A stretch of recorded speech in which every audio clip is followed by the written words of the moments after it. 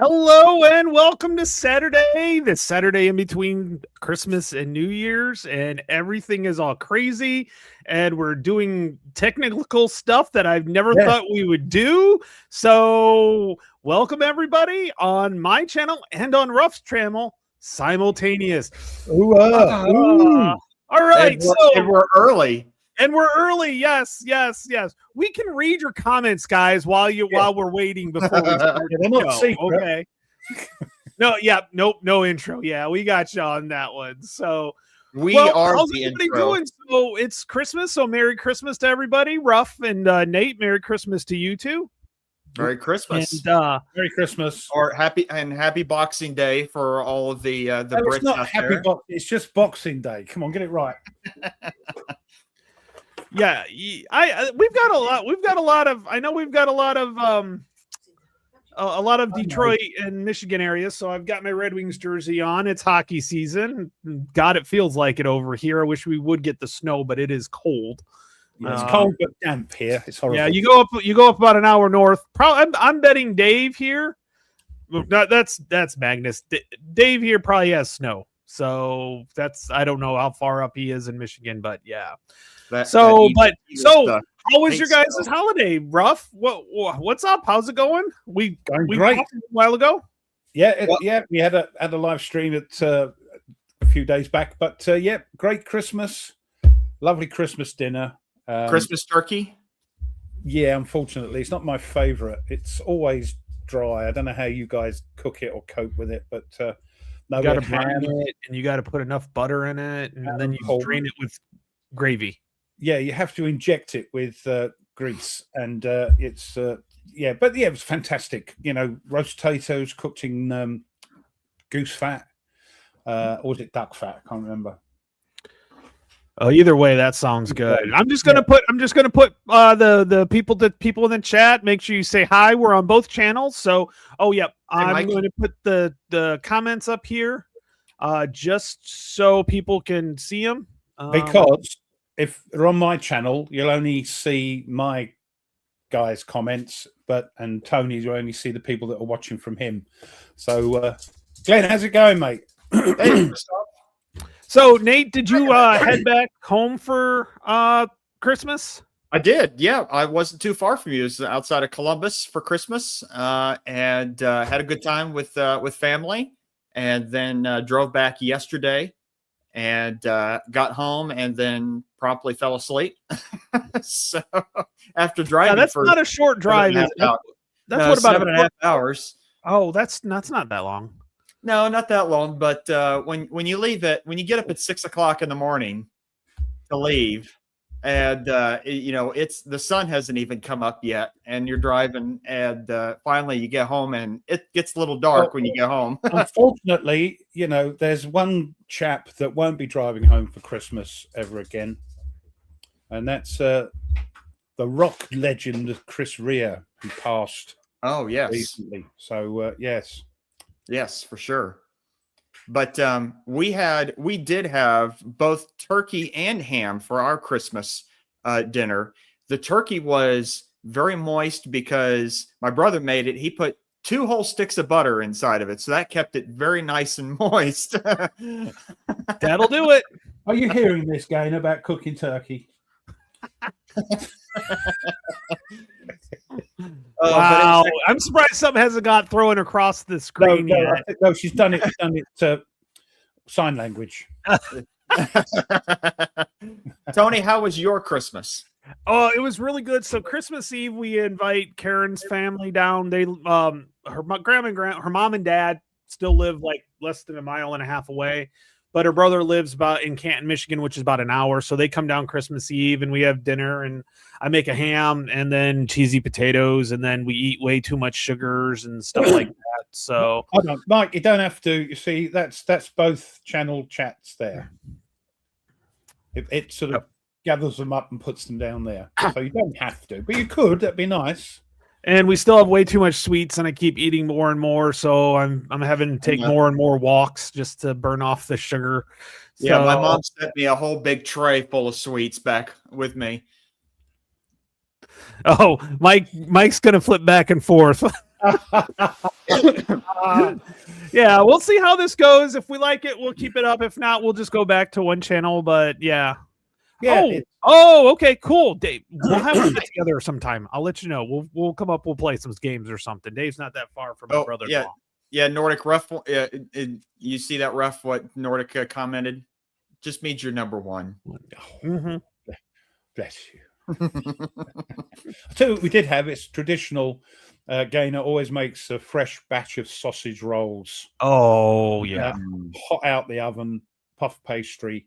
Yeah, she has to. We insist. It's just been doing it for yonks every Christmas, and that's when you know Christmas has started when the sausage rolls come out the oven. I've never had a Cornish hen. Oh, they're like small chickens. Okay. Yeah, but they're small. Like you kind of get your own. It's like they're that small. They're like this. So yeah. Okay, so you need a couple. Maybe a half, but most people they have their own. So we should not bantams. That's like I had quail one time. That was a really really small thing. I mean, they're small anyway. So yeah. The quail's eggs are always good and everything like that. So I do enjoy that. So, but no, we had we still have way too many cookies and stuff like that. So hey, nerd. So yeah. Nerdy. Now let me ask you both. So did either of you get any Christmas presents involving wargaming? No, it's like ridiculously to try even ask for that stuff because it's such. Usually, the only way I get Christmas war games is if I say I bought these, give these to me for Christmas, and I hand them over. I've done that a few times when GMT was really having their 50% off sale right in November when they used to do that. I would choose a couple that I would give to my wife, like the ones that are like the half off really is something big because she always looked at the prices. And I told them I got them or I told her I got them on sale. I never told them how much. And she's like, how much did you spend? I was like, oh, that was half off. She's like, of that price? I'm like, yep. So good boy. So like, and so, but since the sales aren't as consistent, I'm just like, and plus I'm not getting as much.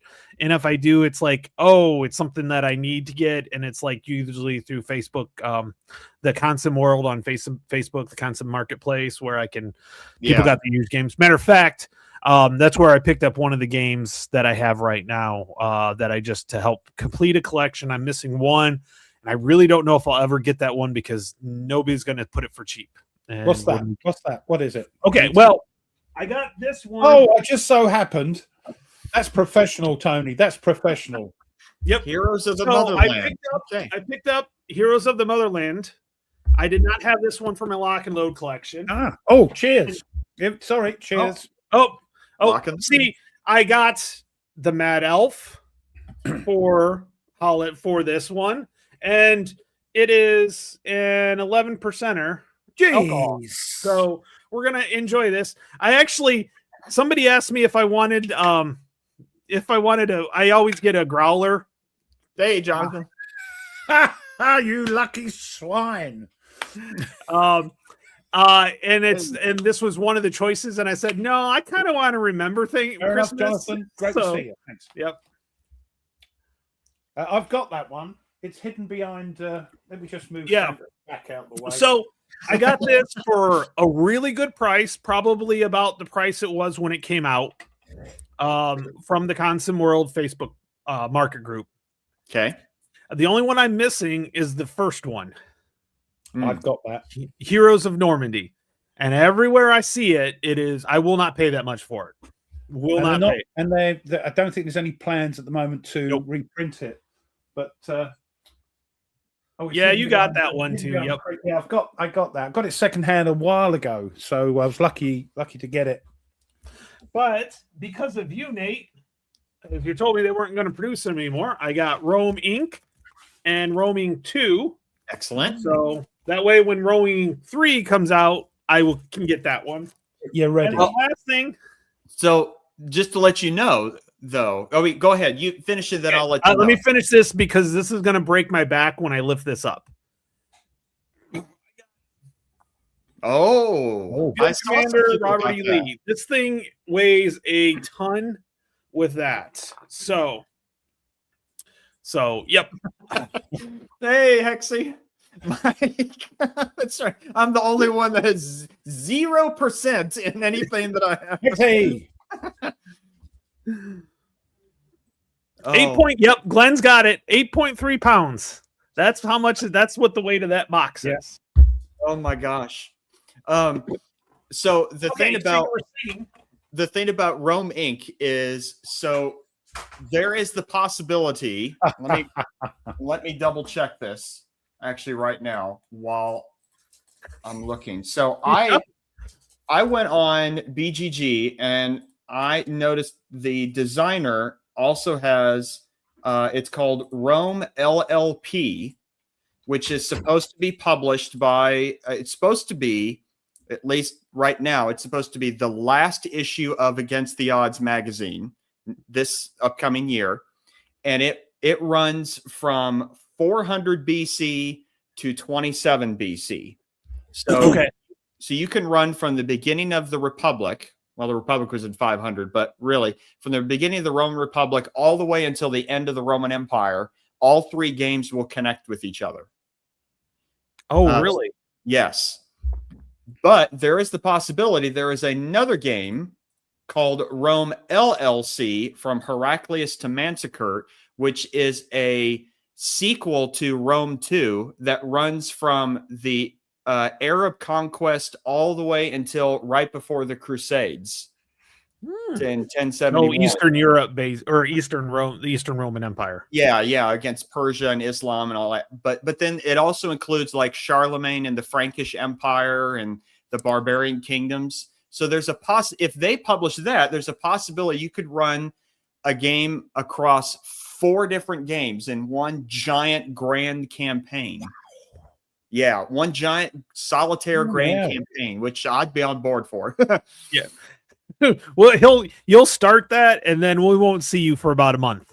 Right. We'll be messaging you we'll be having to send in the police for That's a right. well check just to make sure That's you're right. okay. Are you alive? yeah, you know, he's got his 5 o'clock shadow. He's in his dressing gown, opens the door. Yes. Oh. I'll play it in real time. Yeah. That's right. Yeah, it'll take that long. So, but no, so I'm excited. I have some plans. It will kind of get into 2026, but I've got some plans on what I'm looking for. So, have either of you two did you guys get anything since last time? Because last time was right after Thanksgiving. Nate, you kind of previewed something, but didn't tell us what it was in the green room before we started. You got a game that you said you picked up that I would be interested in. Oh, yes. I'm like, first I'm thinking, what is he talking about?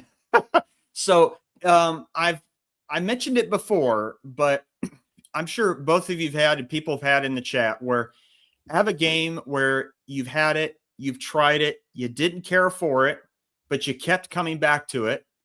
And finally it clicks. And all of a sudden you realize, I like this. I like it a lot. I'm sure both of you have had that experience before with games. Mm-hmm. So finally it clicked for me last week, and I'm really enjoying this now. It's Roma Victrix. Oh, okay. It is currently out of print. I don't know where people can find it, but I was glad that I pre-ordered it. And it finally clicked with me, and I played the Caesar versus Pompey scenario, and Caesar ultimately won. It was a touch and go there. So right now I can share it because I do have a picture. The one nice thing about having Ruff as an admin, as well as if I don't catch it, he can catch it. Oh, He can nice. just play it. No, I might go on the old Buffalo Doodah in a minute. I don't know yet. So I have this is the collapse of the Tetrarchy, where Constantine comes in to take out Maxentius in Rome, but then there's Galerius and Maximinus Daza in the east fighting it out, and so it's one giant Roman civil war scenario. So this should be fun to play next. But I'm really enjoying this. It's similar in some ways to like Imperium Romanum, the big giant hex encounter Roman war game from the 80s. it's on its third edition now. This one's much simpler. It's area movement rather than hex based, as you can see.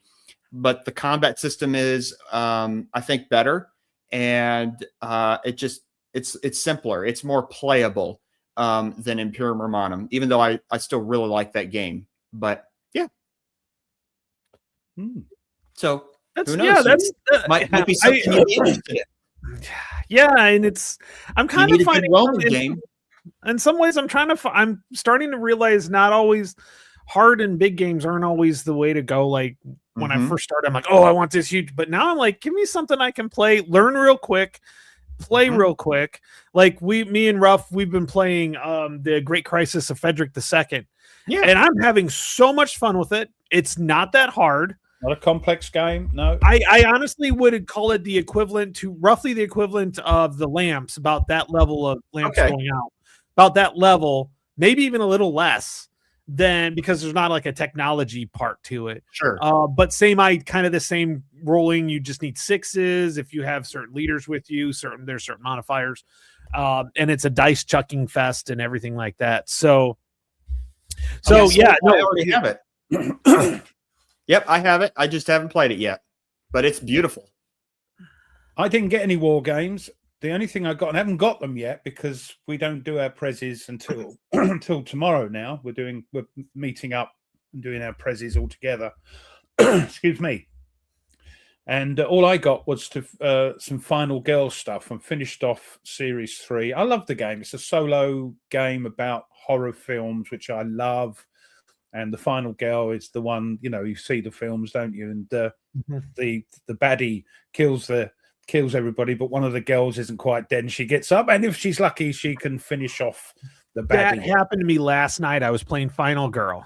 Oh, Hans killed her, and I flipped that little flip over, and I had 1 heart, and he was down to 2 hearts with the flip.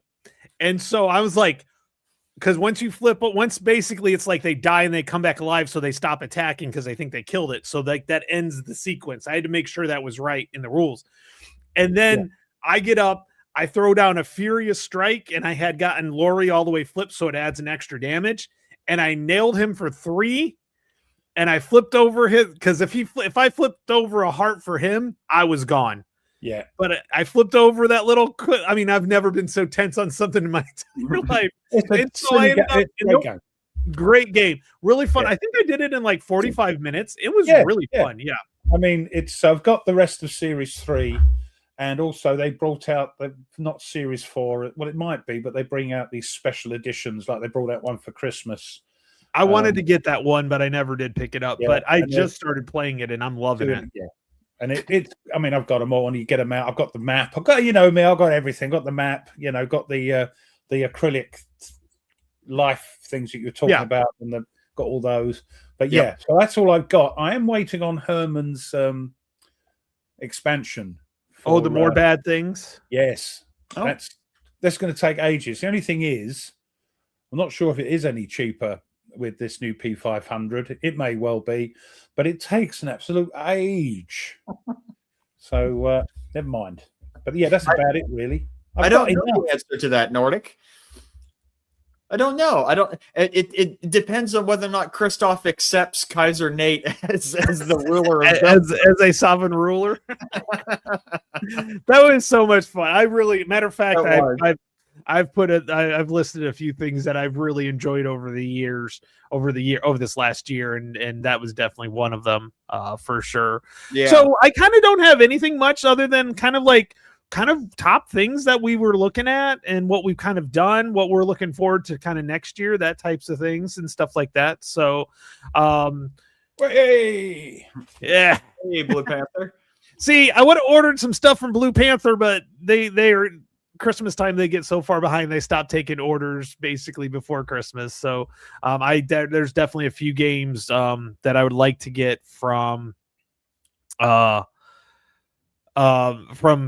White Dog, and there's a couple actually on the Blue Panther site. So I will be spending some money there. I did get some Christmas cash, and I still don't know. There's just this list of too much I want to get, and I still haven't quite figured that out. I don't know if I want to get more shelves back here that to go on top of these. I mean, that's a possibility. It's an enigma.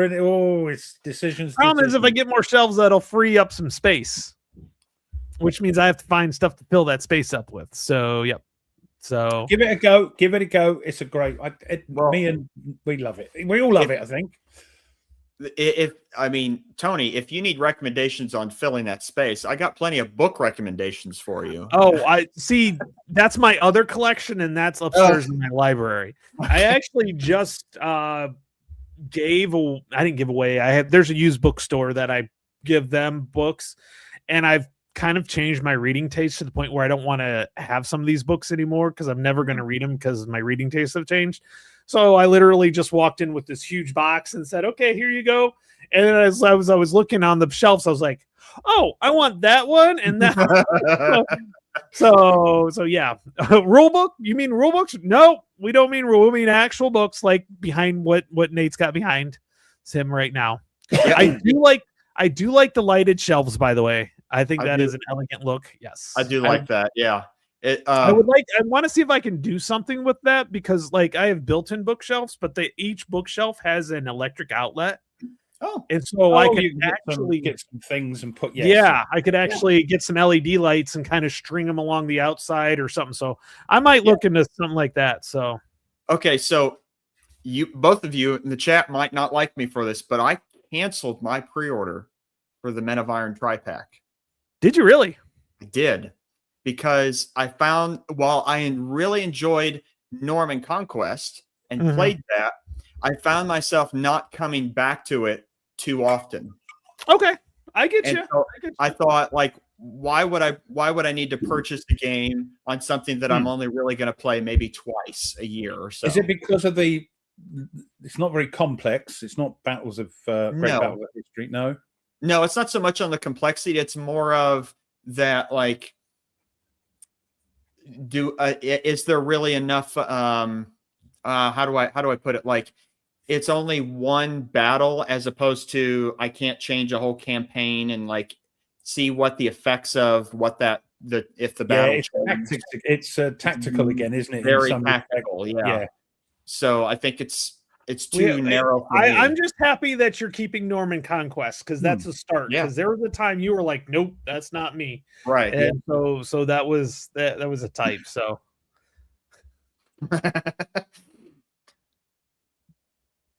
I did like it a lot. When I played the Battle of Hastings was fun, and it was definitely touch and go too, which was kind of neat in that battle. Well, every time me and Ruff play, it seems like we're doing the opposite of history. So,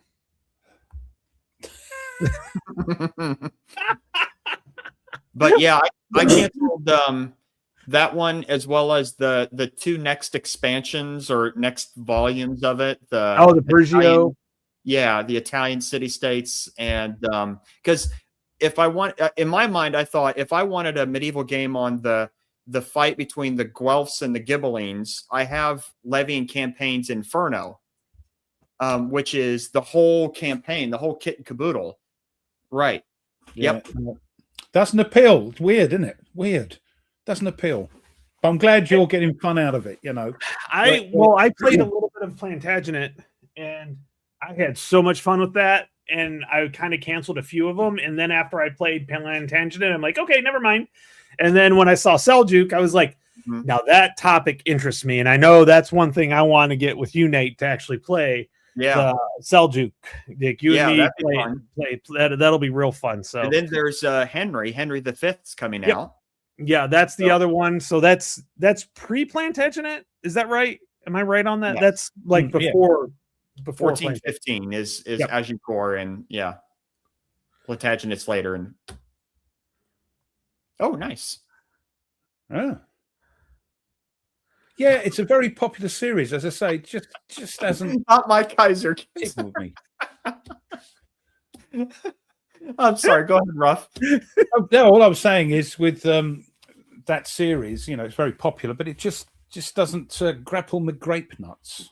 Really? Levian Campaign? Yeah, the Levian Campaign. It just doesn't appeal. I will tell you that one of a buddy of mine used to say was like, "Oh, this doesn't interest me. This doesn't interest me," until he played Plantagenet, and then he ended up buying all of them and have not played That's any why of them when yet. do you remember when you used to mention them? I used to go, blah, Mhm. blah, Yeah. blah, don't you dare. Yeah. And who knows? Maybe at PunchCon somebody brings it along and I'll play it and I'll go, damn you to hell. The old Planet of the Apes thing, but yeah.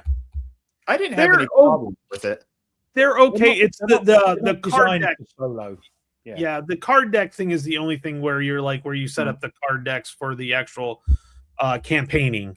Not the levy part, no problem, but the campaigning part would be the only part. And Right. people come up with a few different ways of doing that. You can There's like, always ways to get around it. Yeah. There always Yeah. has for It- you. Especially though when you put the deck together and you shuffle it, then you really don't know yeah, yep. who's gonna go. Who's gonna So- go? Yeah, yep. So, yeah. Oh, there we go. Yeah, he Oh. had some. Yeah, I've actually watched that video because he did it for Nevsky on how to do it. And what's interesting is each game, although the functions are still, it's kind of like Coin, where once you learn the mechanics, all of them are similar except for what they add on. So like as somebody was describing like Plantagenet, you don't want to like pillage the area because you Right. want to control that area. While like in Nevsky, you want to pillage that area because you don't want the other vassal coming in and taking it. So yeah. Right. Oh, Sound of Drums. Yeah, I'm supposed to get the they have a Napoleonic battle game coming out. Sound of Drums does that I'm supposed to get. I forgot what it's called. Let me look it up real quick. Battle Commander, Volume 1. Yeah, it's all of Napoleon's Italian campaign battles. But Sound of Drums games look really nice. Like the Ilau game they did was really nice. From Carl Herrick. They did cause a little bit of consternation with the first one because Tweez ordered it because he does like his nappy games, and he was getting a bit frustrated because it was out in the shops and they still hadn't sent the people who backed it. Oh, I think that must have just been something gone a bit skewy, but yeah, it was. Oh, okay. That was the Ilau. Okay, got it. Elau or Yeah, Ilau. I mean, yeah, Ilau, yeah. that it can't do that. And besides, we've already got him. Thomas is going to PunchCon. Historic Wings will be there. Nice. Very cool. Okay, Nordic, he did say he's hoping to do some multiplayer games of his games. I haven't got a clue how he's going to do that, but then this is a guy that brings out a game every week, so I don't know. I think the air racing game is the one that he probably is talking about because that's going to be a multiplayer one. Yeah, he did send me some stuff, but he sent it too late that I couldn't upload it from my phone to the computer before we started. But oh yes, you're right, Mike. Yeah, the Assault Sicily from Sound of Drums looks really cool too. We Really got nice 50 stuff. people on right now, so thank you very much. Yes. But it's hard to keep up with the comments. As soon as I go to click, it moves. So I'm like hitting everybody else. I'll keep an eye on it if I can as well. Yeah, Well, I've not played Empires in Arms yet. I've seen have that it. played, and some people absolutely love it. Absolutely love it. Well, is that I think there's a couple different games by that name. Empires in Arms is the Australian design group's Napoleonic game. Like it's from Avalon Hill. Well, Avalon Hill did it as well, but it's Australian design group that it's from the 80s, I think, and it's massive Napoleonic. Oh, yep. So I watched this played. I go to a con in April with Mitch. He hosts one, and we do monster games. And they did this, and the map that it comes with is way too small. So one of the guys actually had the map blown up, and it was so much bigger, and it was actually really, really nice to see. Yeah, that game is I've not played it yet, but my understanding is that game really needs actual players, like a full complement of players. Mm-hmm. But it can be easy to break the game in that if everyone decides to gang up on and crush France, then France is kind of And hopeless. why wouldn't you? That, I mean, good point. So It's said in jest. Oh yes. no, You know what? I not don't at know if we all. got I any Frenchmen couldn't that get that show at up all. on this show anyway. So we got Well, some French yeah. adjacents, Christophe French. Otherwise, he'll get. He's from Belgium, so don't say that. Exactly. He's from Belgium. I said French adjacent, I know. but But used to annoy Hercule Poirot when he used to call him French. But there we are. Right. Now I did play recently since our last show. oh yeah. I did end up playing a few scenarios of Spanish American War. How is that? I'm having issues with that game because I know the war, and it Well- wasn't much of one. Right. But there was in the war there was certain scenarios in which things could have happened differently. So like for example, the Spanish had considered sending a naval squadron to raid the eastern coast of the United States. And they almost did. That, and there was another Spanish squadron that had considered creating a blockade from the Florida Keys to Cuba, and then from Cuba to Mexico, to the Yucatan Peninsula, to stop all naval trade into the Gulf of Mexico / America now. So you can test that out in the game and see what happens. I played there's naval scenarios. So you get to play like the Battle of Manila Bay in the Philippines. Oh, And, so Henry's favorite type of game. Gotcha. yes, absolutely. Exactly. And it was fun. I did enjoy it. I thought it was good. So looking forward to keep going on it, because there's naval scenarios and there's land scenarios, and then finally the full big campaign. So I'll let you know when I get to the whole thing to see whether or not is it really a cake over or is it actually a game. There wasn't much to it. You say it's just like just it was done, wasn't it, or something? It was, well, yeah. There was more people that died of disease. Like Yeah. the U.S. only lost around 4,000, less than 4,000, and I would probably say 80% of them were by disease. By tropical disease in Cuba, or on the Maine when it blew up, not because of Spain. To hell with Spain. Remember, the Maine is no. They pretty much so said it was just an accident. But what's the land battle? That's where you had Rough Riders, San Juan Hill, and things like that. So yep. But then the other game I played and enjoyed it. I played a whole. Well, what is it, like the mini campaign or early campaign of Wolfpack? Oh, sweet! And it was fun. I enjoyed it. One of my U-boats got caught in the approach to the convoy by an escort, and I tried as hard as I could to get away. And he kept finding me, and then he sunk me. so then I had only 3 U-boats. But it was fun. And it's really fun, especially when you got multiple U-boats and you have to time out. Like, okay, we're going to fire, and then this one's going to fire. And because as soon as a torpedo goes off, all of a sudden all hell breaks loose, and they want escorts everywhere. So it's like, okay, how much can I hit and kill and get out of here before they show up? And wouldn't you know it? Well, not everyone, but I think it was like 6 torpedoes that I had fired were duds. Oh no, No. One of them, I pulled the card and it said, "Oh, it hit! Oh, great! Okay, what's the damage?" And I pull it, and it did nothing. It just went clunk. It just went clunk. Yeah. Moved off, and like, oh my god. So, but it was a fun experience. That game, Mike did a wonderful job, and I know Mike's on there. Mike's done a wonderful job with that game. It's so much fun. It was like I played it so much that I'm gonna when I play it again, it's gonna be like, oh, I remember how great this is because of that. So yeah. Your misery is my Yeah, Yeah, true colors now. True colors. it does make you feel like, Tony, you were saying earlier about, when you felt tension pulling that card. yeah. There, Mhm. you definitely feel that tension when the depth charges are going off, and it's like, oh no. I remember that too. Almost a little bit too much, too well, you might say.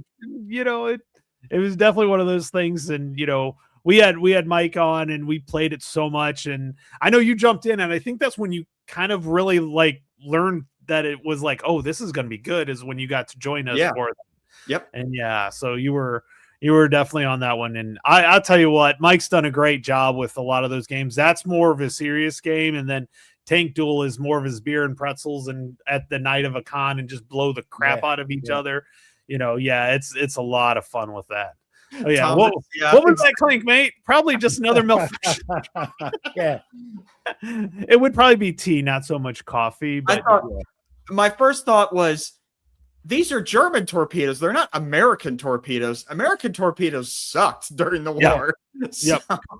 100%. Yes. So that was because of the company they were using. There was some sort of tie to the company that made the torpedoes. Only after they got all these duds, they went, let's change who makes our torpedoes. And then it was a little bit better, I think. Well, speaking of that, I was actually listening to the Ian Toll trilogy, which he does a Pacific War, and they were talking about specifically about that. So what would happen is the commanders knew they were wrong, but the research people were like, no, they're fine. So what would end up happening is the commanders would adjust the torpedoes so they would work, but they wouldn't tell them back at command that they did that because they were told not to do it. But they knew there was something going on. So yeah, it's one of those. It's like, somebody finally went through. But actually, there's some really cool stuff. I really want to dig in deeper about that Pacific, the Americans in the Pacific. There's a couple of really, really cool captains that were just phenomenal. And like when you think of a sub captain, these are the guys that you want as sub captains. To go down in the sub anyway, you've got to be a special sort of human being. It's no way kicking and screaming. To me, if you're on a boat that far away from land, there's probably a problem with you anyway. Yeah. But I do have Silent War, and that is one I do want to try. By the way, that's kind of one of those things that would be very, very interesting. So the only one I haven't got is the Hunted, because I think I just get frustrated. I have enough trouble with the Hunters than Cardboard Commander he said he's both in the Navy. God bless you. Yeah.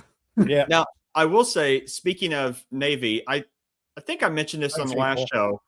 I don't remember, but I'll share it again, I guess. Is this game that I played as well, the Kaiser's High Seas Fleet from you enjoyed that, didn't you? Yeah. I had never played the War at Sea or Victory in the Pacific, the old Avalon Hill games, the kind of area control naval games, and this is in that same vein, games before. And I was surprised how much, one, that I enjoyed it, but two is that how much historical feel there was. Like you could feel as the game got further, the British blockade of the Germans in the North Sea, and it was a struggle for the Germans to try and figure out a way of how to either break out or at least whittle down the British Navy enough where they could get enough points to win. It was a touch and go game for a while, until there's at one point where I think it was by 1917, finally it was like, it's not going the Central Powers way at all. Like there was a whole string of just bad things that was happening, losing ships left and right. The Germans were. And so I kind of called it there, but it was a really fun, quick, like 2-3 hour game. And that's the Canadian chap. That's our Gilbert Collins. Yeah. Our very own Gilbert Collins. Yes. Mm-hmm. Yeah. So this is a really, really good game. Very nice production. I really like the map and the counters. Nice. Yeah. Mounted map. So it looks like a small footprint. That doesn't look like a huge board. No, it's just a one standard size board. Okay. As I said, Yep. that does not look that big. That Is looks it like 22 by 34 then, normal size? Yep. It doesn't And- look that big. It looks Bigger. smaller. Yeah, it looks like in the shadows sort of size. Yeah. No, it's just smaller. a regular size map. Now Oh, there is right. also way to Because play the it. player aids look huge compared to it. Yes. Yeah, these are just normal size player aids. It's kind of neat because one of the player aids where you can put both sides of the ships and even says only solitaire player on there, where so you can have both sides and go against each other. And it's cool. nice. The marker you see on each side called fire. It's a great little mnemonic that you can use to say which ships are actually firing at this Thank you. point. Because sometimes I would forget which ship in the line am I at currently. And so those little markers were nice to see that, oh, these ships are firing right now. Okay. Right. Yeah. Yeah. So really nice. Easy to play game. I'm finding the easier to play ones are just, it's just I don't know. I want to enjoy the game as quickly as possible, and I think that's where some of my situations is with some of the games. I don't have a problem with putting time into a game to really learn it. Blind Swords is one that I finally put a lot of time into that game, and I'm really enjoying that. But there's other games like we played Lamps, and I like, oh, this is fun. I'm like, the mechanics are easy. That's easy, but the decisions can be very, very challenging at that point. It's a bit like the Crisis, Yes. Freddy. Mhm. It's a simple. You've got to decide what you're going to do. Do I sort of rest my men to get some men back here? Do I want to push? Oh, I might be able to push forward here, and then it goes all wrong, like in my case. Or the turn ends at the first chit draw. Yeah. So because you have you do a chit draw for each of the activations, and if the end turn chit comes up, it's not like there's two of them. Once you turn one in, okay, no Bang. battles. Let's just move on. So yeah. Short turn. Yeah. Oh, nice cardboard commander. Nice. Yeah. Mm. Mike doesn't know if we'll see Pacific Chase in 26 yet. He's not quite sure on that. So We definitely get it. I would be surprised. It'd be 27, I bet. Beginning of 27. If it's not on the list right now, I'm betting by the way production happens with that. I can guarantee when it shows up, whatever's on my table is getting taken down immediately, because Thunderbolt, when that comes, that's going on the table. Yeah, and that is going to be coming for sure. That one's definitely That's the definitely printer right now. Yeah, I know they're looking to play the full campaign in April at that because they do monster games. So I've actually played Carthage there. I've played Carthage 3 times now. I loved that game. That game is so much fun. Mm-hmm. There's a lot to it, but it's not as hard as you would think. But I love the fact that you could send out your ships, and if you roll the wrong number, you actually lose the entire fleet. They just get sunk. That's the monster game, yeah. What? Yes. Yep. So would you be? Have you got it? No, I have. Carthage. Yeah, I do have Carthage. Yeah. But you're not going to play it. It's much more fun playing it as a monster game with lots of people. Yeah. That one. Well, the Thunderbolt's definitely going to be a monster game because that's like. So you get into the second Punic War. Yeah, the second Punic War, and it's all over the place. So, yep. So. I've ordered it. I mean, I've cut back on my P500s dramatically because Yeah, there's a lot of small scenarios because that also has the Rise of Rome and Carthage in it, and then the Second Punic War. But I want to try a more sort of zoomed out version from Great Battles. I want to try something a little bit more. Yeah, you'll definitely get your money's worth on it's not just the one big scenario. There is multiple, like 1 or 2 map scenarios, and really the 3 maps that are included are really 2 regular size maps, and then 1 just really small, like the tip of Africa where Carthage is map. So you could play even the entire first Punic War rough on 1 table. Well, that's great. I'm getting it because I'm determined to learn more about ancient history regardless. So yeah, looking forward to. I've cut back on getting Pacific. No way am I not getting that. I'm cutting back on on P500s just cause, you know. Yeah, I don't disagree with that. I've gone through and cut a few things out as well. Now, are and- you both going to get? Because speaking of the question that William put on here, are you both going to get the simple GBACW? Because I don't have any of the items. No, I'm gonna stick with it.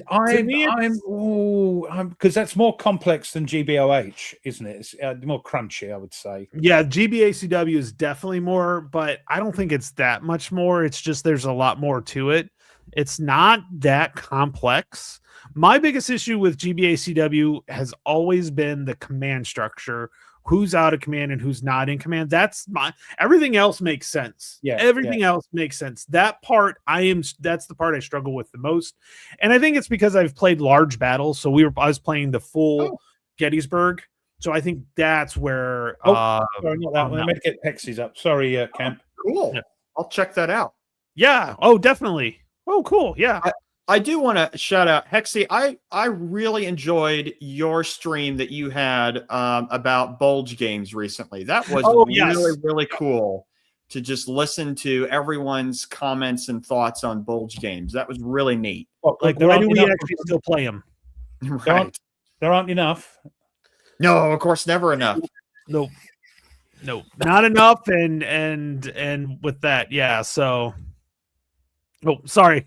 Oh, it's okay. So that's the only problem. Yeah, I knew that was going to happen. I knew eventually it was going to happen, but yeah.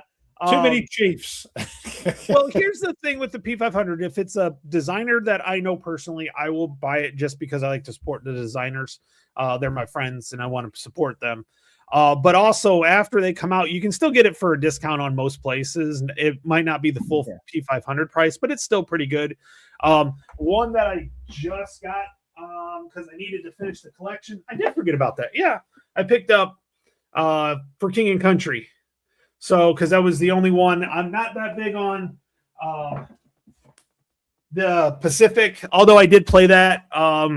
Me and Mitch played a scenario, and then I played with somebody else when he was teaching somebody else, and I was the other player. That's the Japanese one. Yeah, the Solomon Islands one. So it's a lot of hidden stuff. I mean, you can get away playing that solo. If you don't, mind the thing. And the one I sort of regret not getting was Mitch's Next War one. Taiwan. But I'm thinking, I'm going to PunchCon. Maybe I can pick up. And they do a 10% voucher for people that go. So cool. I might get it because I need it, So yeah. I regret. That's the only one I regret not getting because I've got the whole lot. And we're going to play that again, aren't we? Tony. Yep. I've got to talk to Mitch and find out if there's a good, because I know Nate, you want to play it. I think he's got a good 3-player scenario, and I just got to figure out which game it was, or if it's a combination of 2 different ones. But I want to learn. My only stopping thing, along with the railways in Narc Paris, I'm still waiting. Tweez. The only thing I'm waiting. I haven't seen anything from him lately at all. No, he's busy. He's he's doing his thespian stuff again. He's very busy at work. I spoke to him. He does this, thing where he does one thing a lot really well, and then he comes videos, and then he's doing tons of videos. He's tied up with this. He's doing a play where there's only 3 people. It's about the atomic bomb, so it's quite a good thing. So is that something that's been around? Because I think I remember hearing something about that. There's only like 3 people in it, and so there's pages of stuff to learn. Script, But I want to. The thing that holds me back with Next War, we played the standard, and that's fine. But I want to get into the naval. I can't get it in my head. The naval stuff is the thing that's doing me in. Probably you go, you donut rough. It's easy, but maybe it's just me. So I need somebody to explain that. Yeah. And I'll be a happy chappy. I don't want to say no or yes on this yet. I have no idea. We're not sure because this is a new thing. The War Room. The War Room ended after 5 years, and I thoroughly enjoyed myself there. But same here. Yeah. If we want to do that, then we'll want to do something different. If we do something along those lines, something different enough just to have a difference. So right, 50 game challenge. Brian got next for Poland and Taiwan for Christmas. Yeah, Nice. go ahead and start with Poland. That's a good one to start with for Yeah, sure. the first scenario there. Okay. Yeah, folded I back. have Even- I have that one then. Maybe I should Even start the with that. basic game on Next War Poland was fun. Me and Yeah, Ralph the did a Folder Gap. scenario. It was a I'll blast. tell you This who was did a- it was what's his name? Card Counter thingy. He doesn't bring out so many now, but he did a playthrough of that. He did a playthrough. Oh, is Oh. that Attack? Oh, I know who you're talking about. Counter attack or something. Counter He did- Attack. Yeah. He did Counterattack. Operation Dauntless. Yeah, he's done that one as well. So you Dude's know, got one of the best speaking voices. I get so jealous because it's like this deep, like radio voice. Like, yeah. yeah. Well, maybe I should start with Next War Poland because that's what I have. I If have you got that, yeah, set I that have up. that one in Iran. Yeah. So the one nice thing, so basically what I did, I have Next War Pakistan India, which is the one that they always say to start out with, just because there's no naval parts to They're it. doing that, aren't they? Did I say Yeah, that? yeah, they're Yeah. reprinting that one for Yeah. sure. But I just went through the basic scenarios and 1, 2, 3 just to learn the game because he kind of has it set up of adding more and more stuff, and it's not like adding more rules. It's just you're getting more units that have different things on them, so you have to kind of go Yeah. through.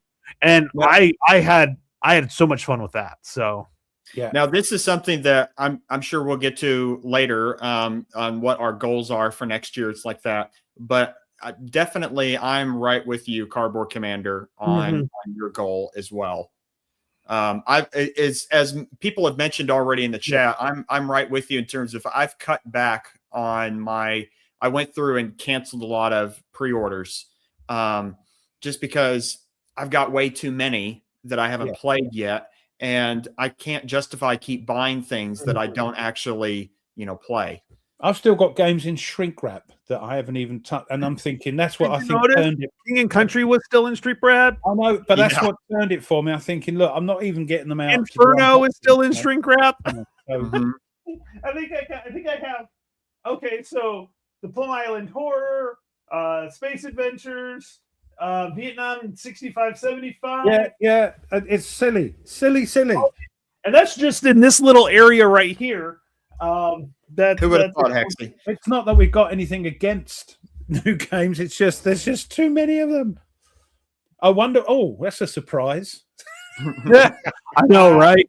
Yeah. Imagine that. Yeah, imagine that. Yeah. So the command system, although similar in other series of bits, Alexander is easier following the rules. Okay. Yep. Okay. I think kind of whichever one you kind of pick on the GBOH, you kind of get into that and you kind of figured that one out. So yeah, definitely. Yeah. And they are So- sort of ish, aren't they? Sort of ish, similar. So Yes. not There's too not much changes. Sometimes it's how they're activated, how the leaders are activated, but it's still you're activating the leaders in a certain order. Yeah, and it's a things bit like more that. complex. Is it Caesar? We're a bit more because of the Yes. the way they Because made they're up the working armies. units and Yeah, stuff like that. Yeah. So Yeah. Julius Caesar. Yeah. Now, Yeah. Brian's comment, FOMO is a real thing. That is for sure. Absolutely. Oh, sorry. Oh, don't go. Look, go and do it. Look. Oh, that's funny. Now, one of the things that, particularly for me, that helps me kind of get over if I really want a game is I sort of make a estimation of how often would I actually come back to this. Like I might like it and it might be cool, but is it cool for like one time? Is it like, oh, okay, that was a neat experience. I enjoyed that. Or is this something that I would continue to come back with time and time again? So that was kind of like one of my decisions why I got rid of, or one of the reasons why I got rid of the pre-order for Men of Iron was I'm sure I would enjoy it going through them, but I'm not sure I would come back to it over and over again because that's just not really the thing that I'm drawn to a lot is tactical stuff. So that was sort of my decision making. Yeah, but you're a hard, what we call over here, hard bastard, because you. Whereas us, we're like, me especially. Oh yeah, and then Right, everything. yeah, everything, and then I've got to the stage now where I think that's enough. It's taken me a little while. You've looked at it logically. You're a Vulcan. And, Oh, that's funny. But it is, but that's true. But that's a good way to be. You know, us old FOMOs, we just new squirrel, you know, new game. Mhm. But now I've got to the stage where it's just not in. You know, I've got all this, and the stuff I've taken up from down here is like piles of it in that room. And Gainer's going, "You're not going to have enough room to." So I'll get some shelves, and they go, "There won't be any room." But so I've got to stop. You know. Well, here's what the interesting thing is Ruff. Once you get that room cleared out and you get, because you know, I know it'll take a little time.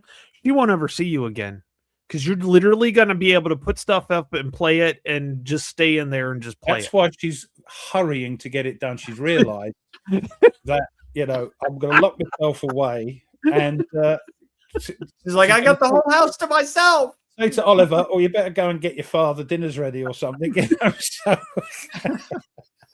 Oh, that's funny. but yeah, I can't wait. You know, so I can have I'll a be right back. couple of games set up. Yeah, yeah, you're good. a couple of games set up, and if I'm videoing one and I'm mucking about with another one and things like that, you know, I'm just looking forward to it. He thought you yeah, were in the closet already. Yes. Tinker. Ruff needs another cat. No, I love my cats. That's enough, for goodness sake. And the poor old dog, he's like, "No, not another cat, please." So there is one game that I did pre-order or Kickstart actually, GameFound, and that's 7 Ages, and that's which is interesting. It says 1 to 6, so I'm kind of curious to see how that will. But it's an Australian game. It's war game? Or a ball game? it's more of a like civilization game. Ah, right. Yeah, I thought so. Yes. 7 Ages, I think it's 7 Ages. Or Oh, yeah, that's what it is. just build another shed. Yeah. Yeah, just yeah. Yes, because like you don't really keep the same civilization the entire for the entire game. Let's see here.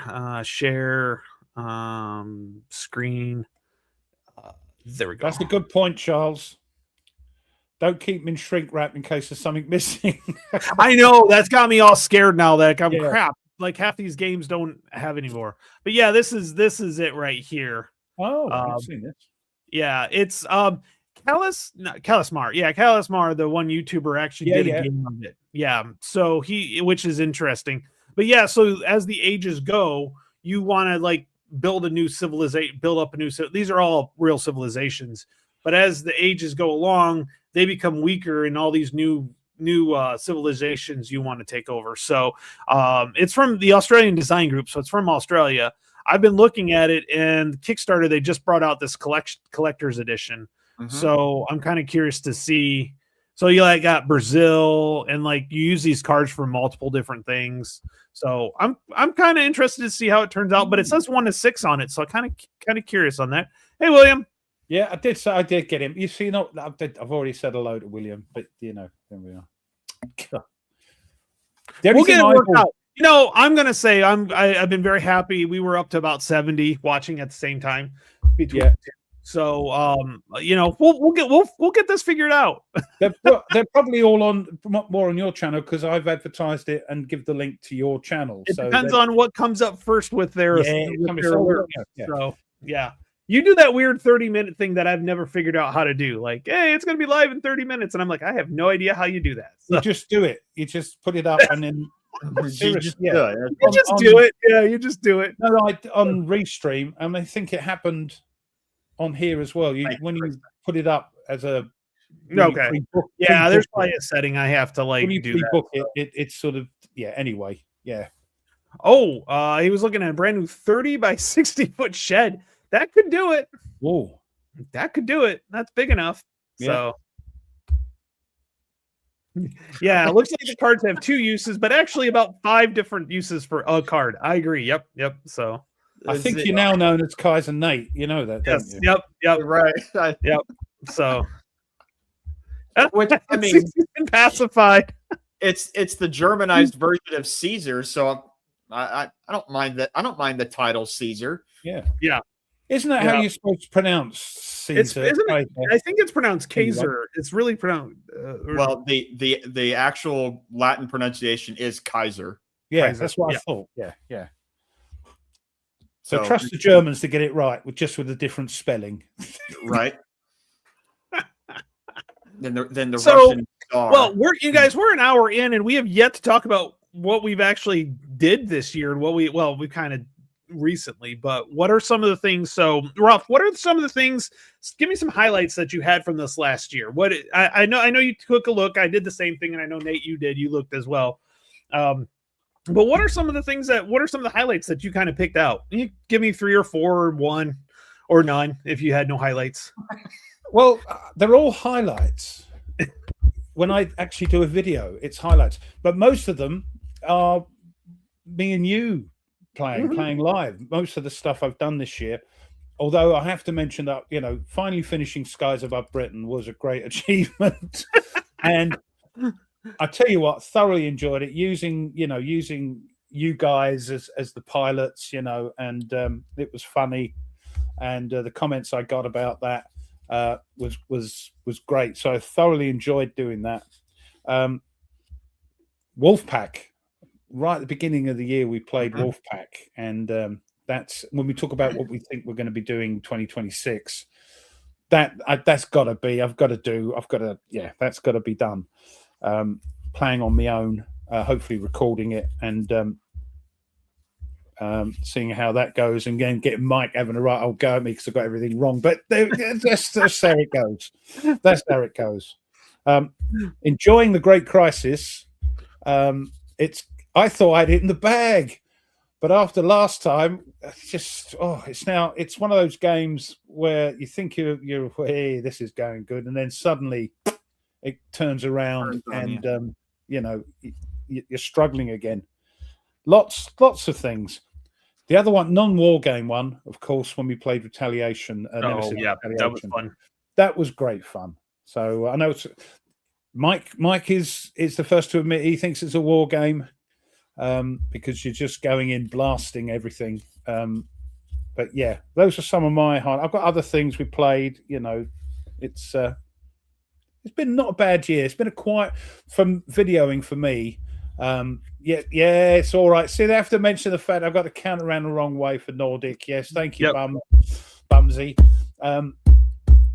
But yeah, it's been quite videoing because of what's happened in the last year. So hopefully in 2026 we can rectify that and get back on to it. But yeah, it's been a good year for me, especially live playing with my mate. Yes. Well, and that's one of the things I have listed. I kind of pulled out. I'm like, okay, played with. Oh, okay, yeah. So, what are some of the fun things that you had, Nate? What are some looking back, some highlights that you had? So, one of them was I delved more. Speaking of people talking about delving into games more deeply, one of mine earlier this year that I just really have come to enjoy is this one. Oh, I've heard you talk about this. Downfall. Yeah. You played it solo, and everybody struggles with it.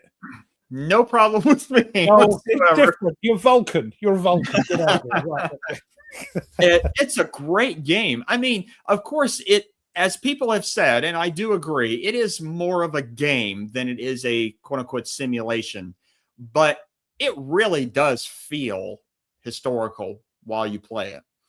There is just a lot of choices and cool things that you can do in there, and I just really like the way that it is a 2-player game, but you're playing each player as 2 sides, and you're really trying to just stop the other guy from getting to Berlin before you can, and it's fun. It's a very, very fun game.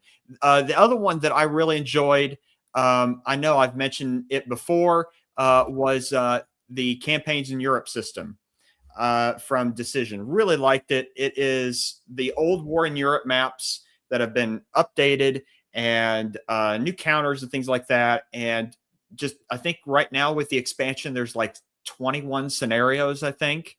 And they're really easy to play. 16 pages of rules for the whole thing. The amount of counters there, though, Nate, that do my head in. Do you know who's done what? Do you put little markers on them to know? Or you I do that. Yeah. But I mean, you don't really. Who are the purple counters? There are the Belgians. This is the France 40 scenario. So the Brits in khaki, obviously the French in blue, the Belgians it's in purple. khaki, because if you say khaki, we have a word over here called cack. Something's a bit khaki. It's a bit stack high in transit. Okay, so it's. I'm sorry. What is it again? Khaki.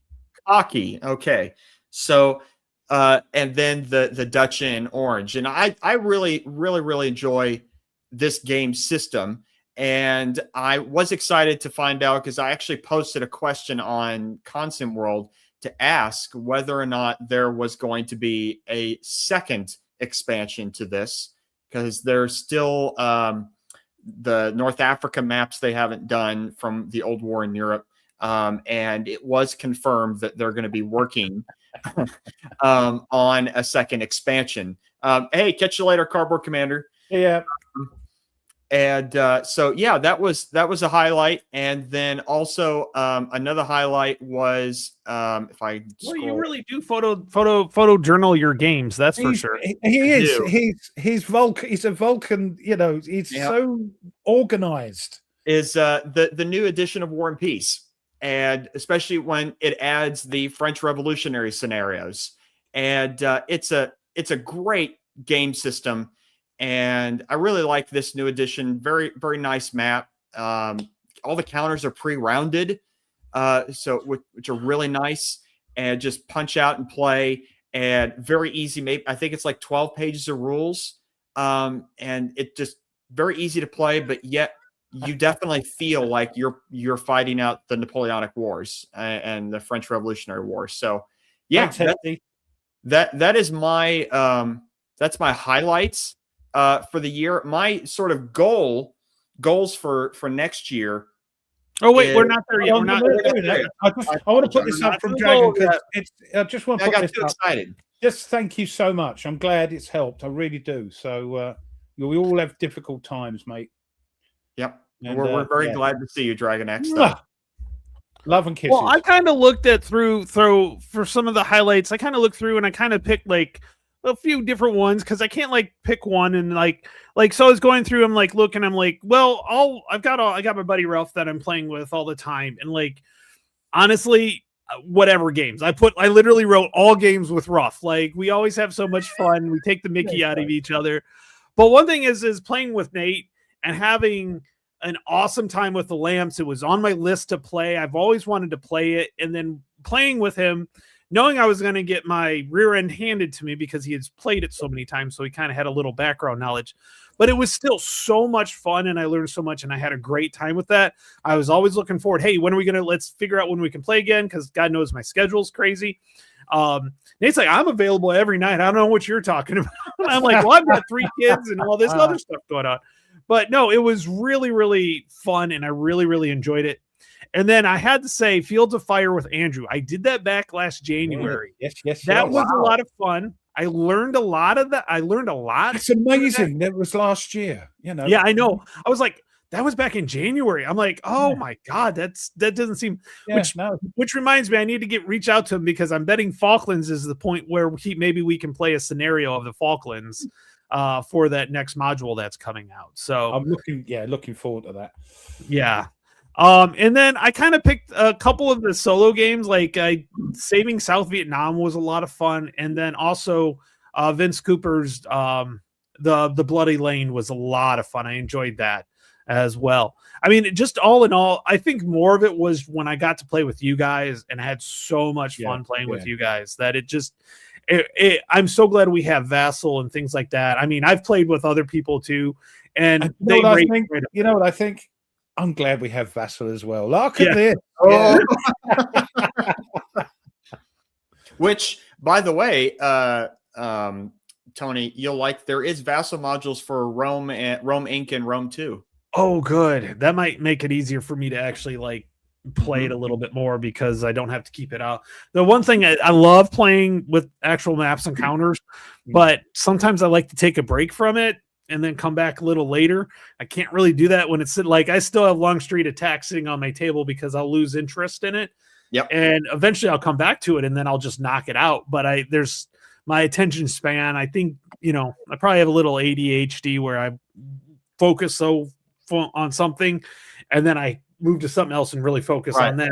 But then I want to come back to it. I mean, I think I've got like 3 scenarios of Panzer Grenadier started that I'm in the middle of that I would like to get back to. That's what, but I have those on, I've put those on Vassal, like, so I copied where the pieces were on the map and I put them onto the Vassal so I can jump onto that. So yeah. Actually, speaking of Christoph, Traces of Hubris. So Christoph, I think you're going to like it because it's a great game, but also that game, I think that game would work well on Vassal. One, because it's chit draw. So it's already set up for you. Just put the chits in the little cup and then pull it out and it's randomized. But then also the stacking is only two units per stack. So it's actually easy to keep track. Play easier on Vassal, I would think, because it's 2 maps. That's why I can't get. Yep. When I get upstairs, yes. So he's playing Combat Commander, yeah. Yep. Combat Commander and Vassal, Traces of Hubris, yeah.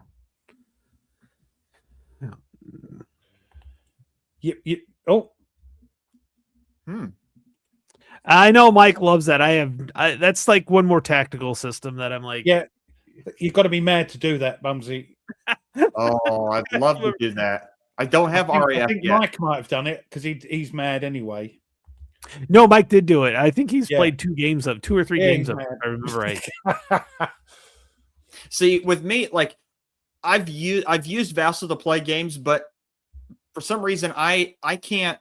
When I have a game out, my whole focus is on that until it's done, and I don't play anything else until that game is done. So whether it's on Vassal or on the table. So like, I know some people, they have like 3 or 4 games going at a time. They have different saves. They have a couple of tables out and for games. And like, I can't do it. My mind's too bifurcated. I just need one and done. Yeah.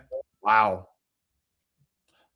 I mean, it's Vassal I only use because I play with people I can't play with, in like you guys, and whoever, even Tweez, he's not a million miles away, but it's much easier just to play it on Vassal. Apart from that, I don't think I ever use it, but I'm grateful for that, because it brings me together with the people I love. Oh, so I've had a drink. Lock and load. Lock and load.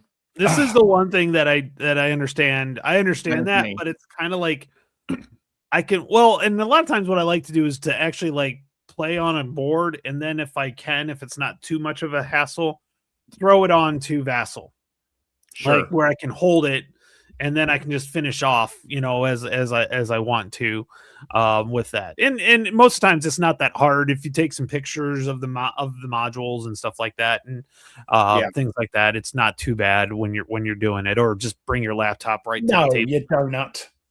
No.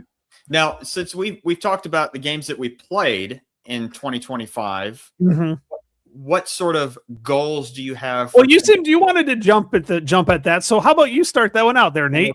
It's okay. You're the host.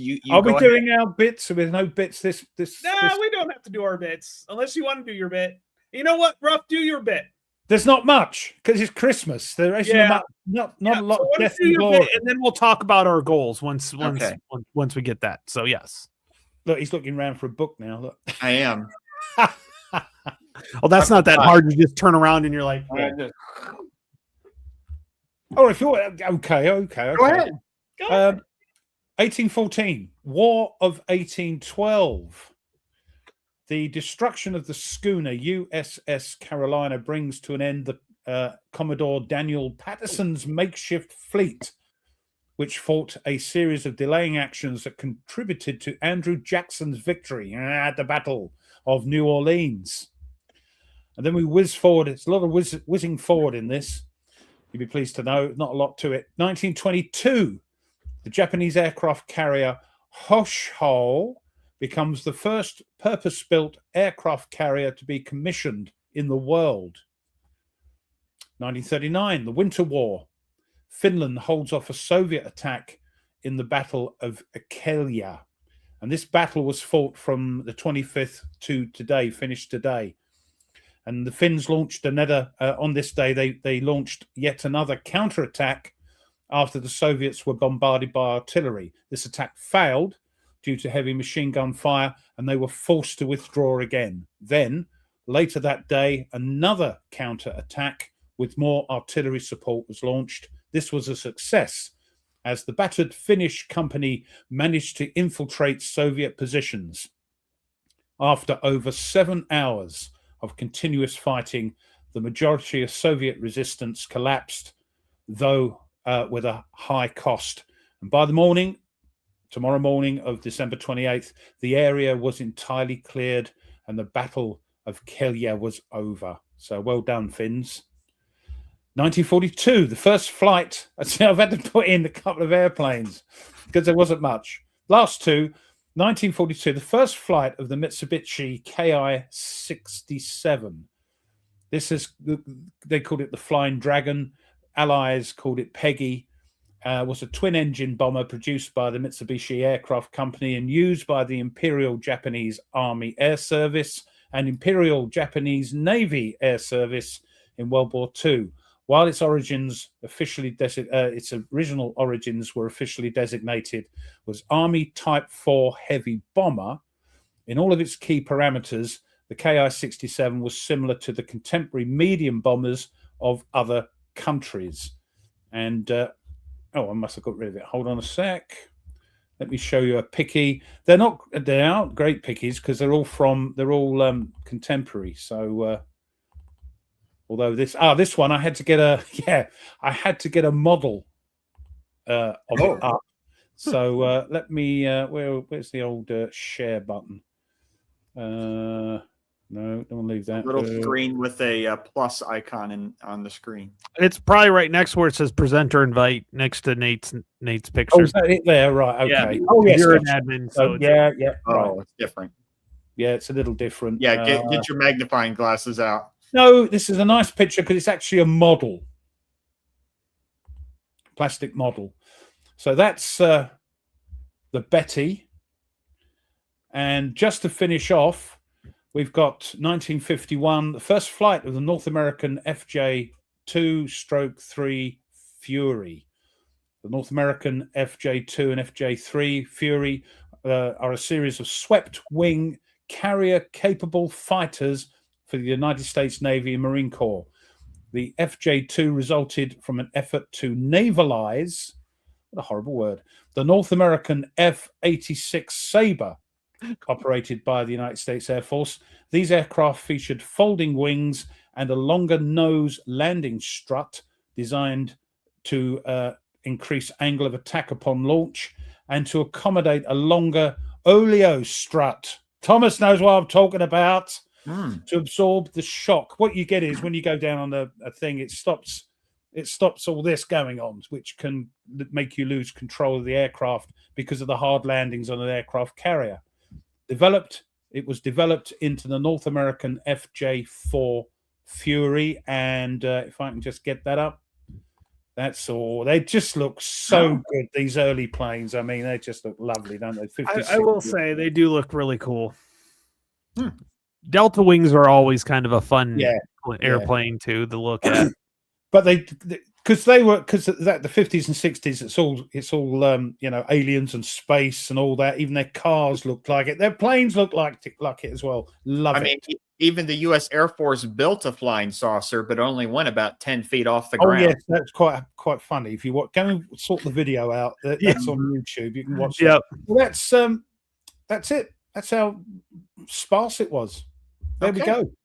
Well, so I do actually have a book to share because but before that, I saw a video earlier today of an airplane that I had never seen before, and it looked really neat. So I wanted to share what it was. This is the Curtiss Condor. Oh yeah. from the early 1930s. It was a commercial airline that actually was obviously a biplane, but it was considered actually sort of at a more comfortable aircraft in the very early 30s. This was before the DC-3 that eventually, that's the airplane that became like the dominant commercial airline. The Kodak, yeah. Yeah. And so this was right before then. And it only cost at the time, it cost $60,000 to make this airplane, as opposed to a DC plane, which cost something like $360,000 at the time. So that's a lot of money back then. So yeah, I saw it. I thought like, oh, I want to share that. But the book that I got a book on December 24th. I bought it for myself, for not only for dissertation, but also for Christmas. And so I thought I'd share it. Is it one of those really old books that like are really expensive? Like the one book that you're looking for that's in Latin? This wasn't the one that was $250 and it was the Roman law code and things like that. Right. Exactly. Yep. And it did. Yeah. So the book that I got is a translation of Jordanes, who's a Gothic historian, his Romana and Getica, or History of the Goths. And this is a whole big translation of it. So no pictures, just words. No. Sorry. Well, is there? Nope, there's no pictures. But I'm very excited to get this because I'm at the Laws of Babylon, right? And yeah, he gets I get excited. Friend over and he goes, "Do you want to come up and see my books?" And it's and she's falling asleep on the settee. Oh man, that's hey. Well, Hexy will slowly pull you into Ancients. We just got to find one really good Ancients game to get you in. We'll get you hooked. How long are the end notes? Oh, that is there is no really end notes because this is a translation of a primary source. There is footnotes that refer to other books that the author wrote. Oh, let's hope, Hexy. Let's hope. But this will be one of my like main things that I'll use for my dissertation. So I'm excited. Still into it. When does that finish, your dissertation? Should be finished this year. When? Oh, this year. This upcoming year. No, 26. That's next year. Next year, then. Okay, sure. Yeah, so going to get me excited. I'm thinking, he's going to be free. No. Getting there. Good. Hurry up. About 40% done. All right. So I had to throw this one out there because it was released just recently. I've seen a lot of buzz on this as well. So this is in the lines of Stalingrad. Was it Stalingrad? Yeah. Mm-hmm. The Stalingrad and then the Manila Bay one. Oh, it's that by Revolution, yeah? Yes, yeah. By Revolution. It looks neat. Yeah, and I actually enjoyed the Stalingrad one. I had fun with that one. The Manila one didn't spark me as a one, but this one might be a go-to. I kind of like the idea of it. So also it's a horizontal map instead of a vertical map, and I appreciate that as somebody with more horizontal tables than vertical tables, if you know what I mean. It's easier to fit. But yeah, no, I really enjoyed it. The different things that went along with it. The series is really, really good. So this is definitely Revolution, which is really, really cool. And it's it says upcoming title, but I think it's already out because I could have swore I saw somebody January 2026, but it could already, as you're quite right, they might have got ahead of themselves and got it out. I think I've seen. Yeah. So this one. So actually, if you buy it now, it's $50. So yeah, solitaire game only, ships by the end of the year. Okay, so it's kind of like, I think they got pre-orders in because some people got it pre-order, and then now they're going to be shipping out the other ones. So but no, this one's really, really cool. It looks a lot of fun, and I believe that I would like to get this, but I have just so much else to play. But maybe eventually I will. So yeah. Has anybody? So So he's got the opposite. His says Manila looks interested in, but this one Yeah. does not. I hear some people prefer the Manila one to the Stalingrad one and Vicky Verky. So but that's great. That just means we're all different. How It's- how are the games themselves? Like obviously I've seen how they play, but like is it actually right. enjoyable? Like does people like them? I enjoyed Stalingrad. I had a lot of fun with it. There's enough variability. The components are. I've not had any component issues with Revolution games ever. No, Their counters are a good thickness, but not too thick. The maps are really nice, really well done, good solid paper. I've never had any of the ink issues on the folds that you can get from some of them. So yeah, it's interesting. Now, well, yeah.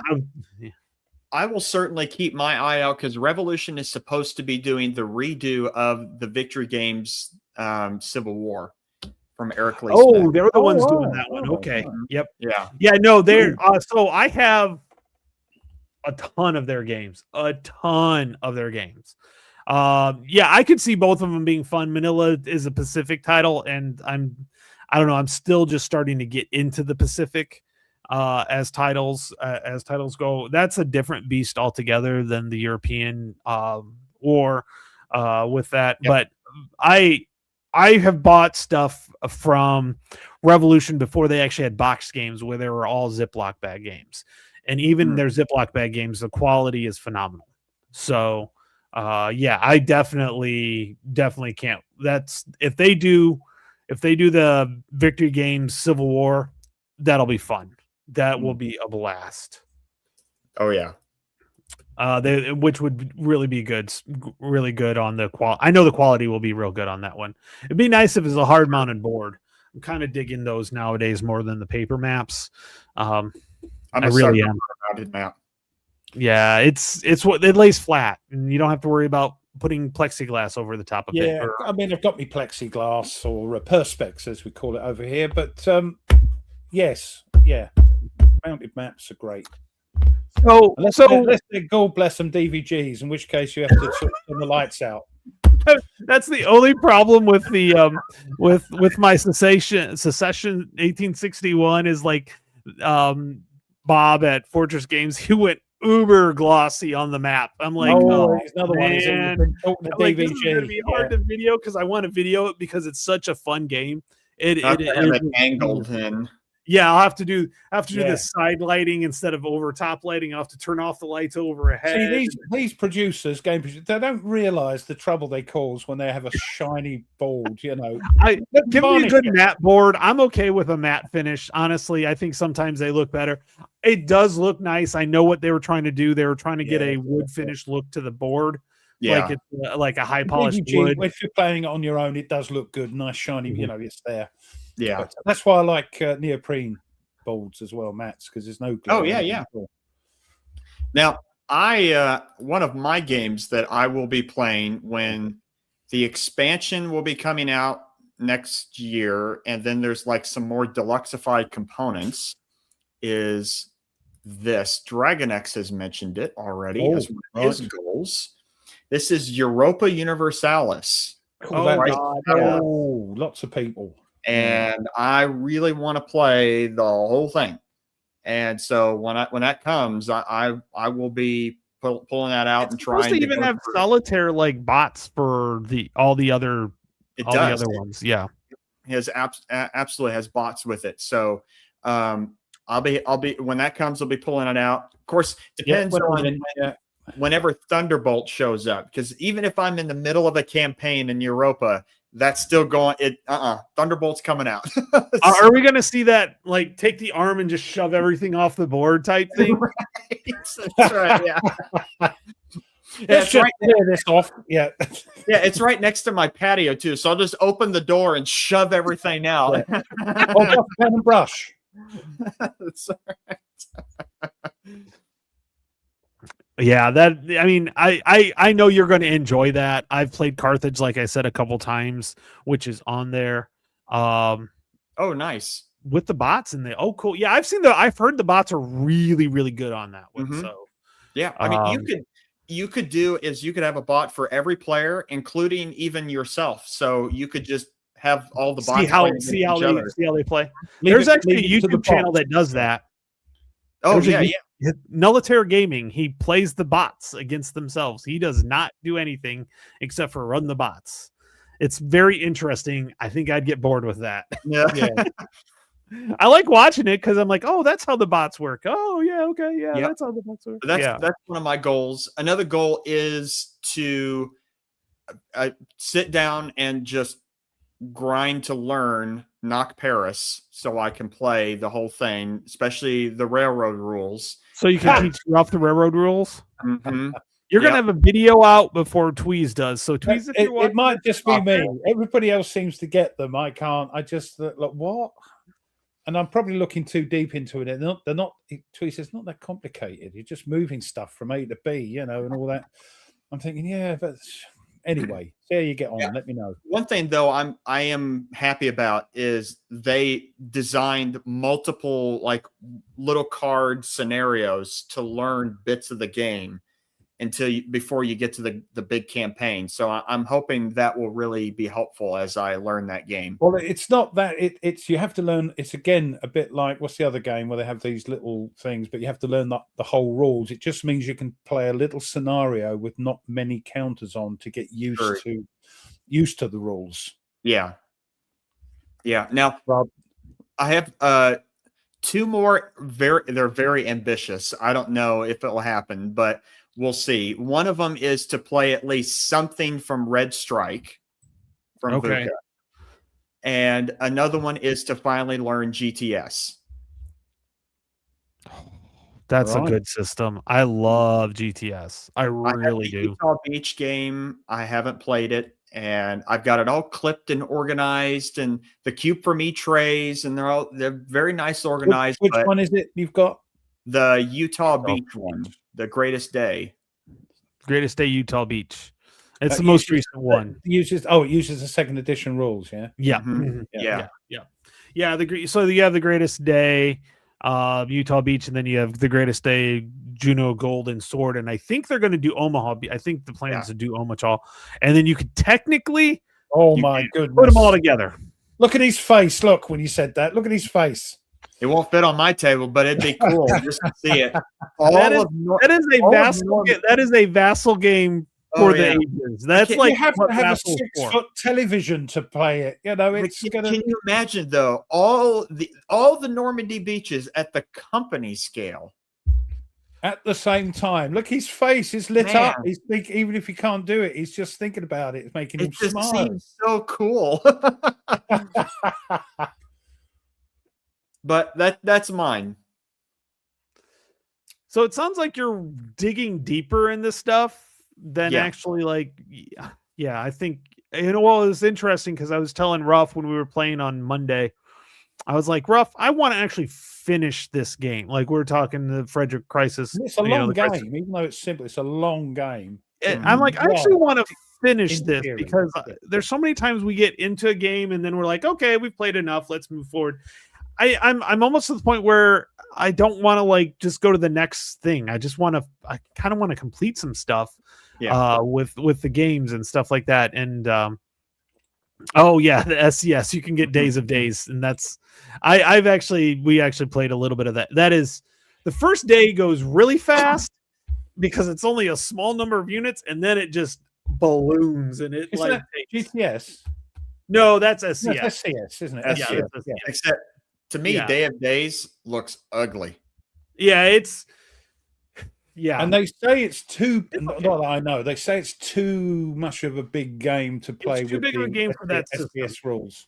Yeah, it's too big of a game for that system. Anything that's more than really one map, max Great 2 system. of SCS. For people who want to get into Hex and Counter, it's a great system. Oh God, yes. Honestly, it's the easiest system to learn. Yeah. I mean, it's really good. It actually teaches you the basics of most Hex and Counter games. Yeah. Because after you learn the SCS system, when you go to another system, you're like, oh, okay, so that's movement. Okay, you start learning. Okay, I can skip over movement. Once I know where the movement points Zones are. control and all that are touched Yeah. on. So you sort of Yeah. know what's Yeah, going I on. do like the SES games, but yeah, I sometimes it's almost too like we played that. I played that back in April. The Day of Days. We got through like a game day, and that was like 3 days. And it was a slog.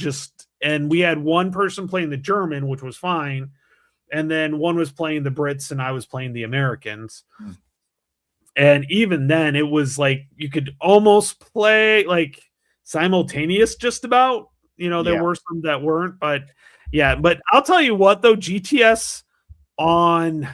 I know you got the maps and everything, and you got the actual physical game, but the Vassal modules for those are so nice because of the modifiers. You just literally click attack, the attacker, the target, and it'll come up. Yeah, it comes with all the modifiers, and then you hit the roll button, and it figures out where it's supposed to be. Because it counts through that. Yeah, it's one of those things where it's like almost too good. You're like, why do I actually need the thing? Why do I actually need it? But no, it's really, really good because it actually does all the modifiers for you. Now, once you do it once or twice on your own, you're like, okay, this, and the modifiers for terrain is nice because it's the dot in the center of the hex tells you which one it is. So it makes that so much easier. You're not like, okay, is that little bit of brush in that hex? Do I count that brush? It's like boom. Again, the only problem I've got is, of course, being colorblind is that, it's all that's green. The only problem. Us poor colorblind bods, yeah, it's great having all different colors. I know it's black, white. They probably change from module to module, but I know black and white. There's a couple there that I think because the only one I've got is the first edition. That small one, the Battle of L something or another, right? No surrender, blah blah blah, whatever it's called. Yeah, and that's the first edition rules, which was fun. I had a blast with that one. It's a great game, but again, I always just go, "What color's that?" Yeah, and right. Hey, Gaina, come on over. What color is this again? Yeah, it's what it is. It's like, my son, he's upstairs playing away. I go, hey, and he goes, what? And I go, what color's that? He goes, it's green. Oh, I bet he loves that. He loves that. But yeah, going back, definitely one of my goals, as other people has mentioned, is I've cut, like I said, I cut back on a lot of my pre-orders, and really I just want to dig deeper into the games that I already have. In fact, I made a spreadsheet of all the games that I have, and so I would do that off. No, there's quite a few people that have. I stop. Probably should, and because that way, if I play something and I'm like, oh, I'm never going to play this again, then I can just take it off my shelf and put it up for sale or something along those lines. Yeah, because I think I'm to the point where I'm done collecting, unless it's something I really want. And then, so after I'm done playing it, because I've already done collecting, Tony. I just think it's like, new game. It's not like a proper collector. Sometimes I like it's like a bookshelf. I like to have the books I read. I like to have on my shelves. To say, hey, I've read this. But then there are some books that are on my shelf that I've read. I'm like, this is just taking up space because I don't ever want to read this again. Oh, you do read books again? I do try to. Yeah. Yep. Yeah. I do try to. I get told off. Why have you got that? You've read it, but I might want to read it again. It was a great book. It's the saying: you never step into the same river twice. Oh. Yep. I mean, I've already read the same book twice. Really, I've already done so far. This was earlier in the week, and last weekend I have already taken 6 games out of my collection that I will be getting rid of, because I set them up, I went through them, and it was like, you know what? It seemed cool to me when I bought this at the time, but it's something that I'm not really, I might like it the one time, but I'm not really going to come back to this really ever again. And it's just going to take space. So I'm just going to get rid of it. One game I'm getting rid of, I couldn't even set it up. There was too much errata in it. Which one was that? It was called Rommel's War. From L2 Publishing, and the setup chart for the scenario I was playing was wrong. Like all the Germans were set up in wrong spots, and there was just too much errata for me to handle, or me wanting to handle, I should say. And I just said, forget it. I got too many. I have three other North Africa games that I enjoy. So it's not like I need a fourth. Yeah. So if it was playing well, you might have four. Yeah. Might. Yeah. Yeah, I But think yeah. because it's like, yeah, we did the 10 game challenge, which is great. Don't get me wrong, because it got games on my table Yeah, that I got wasn't people playing. playing games bonkers. Yeah. But the problem is that I played and put it away when I probably should play it a second time, because it probably took me half the game to make sure I had the rules right. And by that time, I may have screwed it up to the point where I can't do it. And I think all three of us are going to put kind of our goal, and Ruff, you can yell at me if I'm wrong on this, but we really want to play a deeper game. We want to start playing the games deeper, getting into them, playing more than once. That's why I want to finish the Crisis, because I think that's one of those games where you can make mistakes early on and you'll be okay. There's not anything that's going to kill you early in the game. There's enough time. What's quite good about this is quite a unique game as well, because it's out of print, and I don't think many people have got it that are watching us on the chat, so we don't get any help. So we're having to learn it as we go along. So there's lots of hold on. And again, the one thing, the negative from it is it's a great rule book when you're learning it, but when you want to look up something, it's one of those books. You have to go, where the hell is it? There's not a good index to it. That's where having it on the PDF. And I can search the PDF. That's helped. I'll tell you something too. There is a great satisfaction when you actually play a game, but then you finish it. Yeah. I feel a much greater sense of satisfaction that I played the whole thing. I persisted. Yeah. We We don't want stress. We don't got enough stress. So this is supposed to be fun.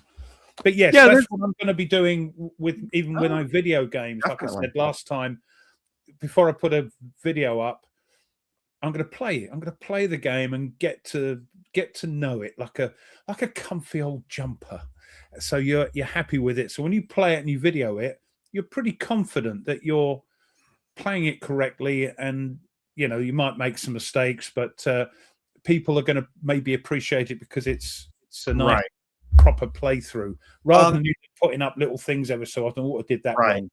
No, Nordic, I'm meaning in terms of not so much like the whole, like if there is a campaign in the game or something like that, but I mean like if you pick a scenario that you play it and you finish that scenario, or if there is a campaign, you play till it's finished, as opposed to playing a couple of turns and, I like this, and then I put it away and move to something else. It's different when you video it, Charles. It's one of those. You literally will probably play it right when you're not videoing it. As soon as that camera turns on, all of a sudden, your brain turns to jelly because you're narrating what you're doing, and you a lot of times it's modifiers. You miss modifiers. That's the one thing. So I was watching Cat Weasel today because he was finishing off his. He was making some cock ups left, right, and center. He was off. Yeah, he's and the funny thing is, it's usually hurting you, not helping. By not doing the modifiers, you're hurting yourself. And so you're doing the things, and he's putting up little things like I do anyway. See, Tony, I didn't have any problem when we did lamps. Oh, shut up. That's what I love. Of course, you did it. When I play with Tony, I know it was right there. I had to go for it. I know, but that going backwards and frontwards and sideways, and that's great. And that's when you play somebody like that. It's like when we had to have Camp on playing Panzer. I didn't care because Camp was there to put us right. So brilliant. I did, yeah. That's legit. I did have trouble with that, so it's super. Yes, Camp, exactly. Play to a logical victory condition conclusion. Yeah, there's sometimes I'm like to the point where I'm like, okay, so if I do this, best I could do would be this. Okay. We've had games like that where we think, And one of us isn't going to win, so. Yeah, I mean, if it's a legit conclusion where it's like, okay, yeah, it's going to not be good, You've or won. I can You know, tell her you've it's won. not going to Yeah. change much, then yeah, let's go ahead and either reset or get something else. Yeah. I mean, that's fine. it's the whole system things. I'm trying to get like the blind sword systems. I'm really enjoying that, and I've got so many of the games, and I Well, can't we're wait to play doing more. in the future, whenever we're Yeah, doing Kernstown. Kernstown. Yeah, which So I've that's the got. one you have. That's the only one I don't have.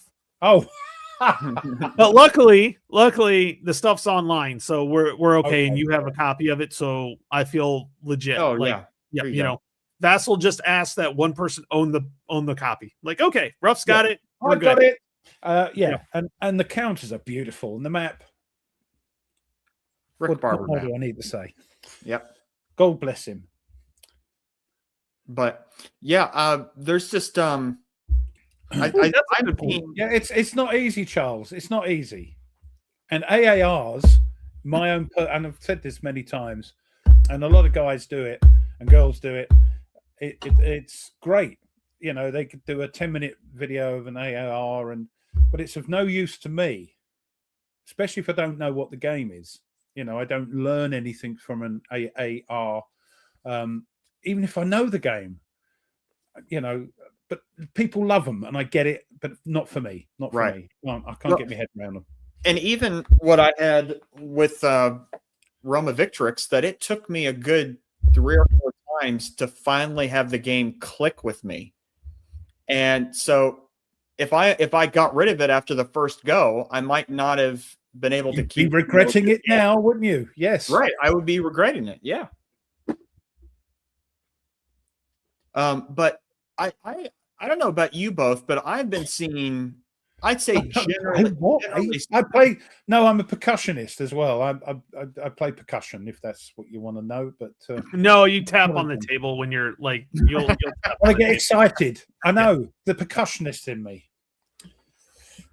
But I don't know about you both, but I have been seeing, there seems to be more of a, I guess you could use the word trend, of that people are cutting back on their buying or pre-ordering, and they are digging more into what they already have and what they You think own.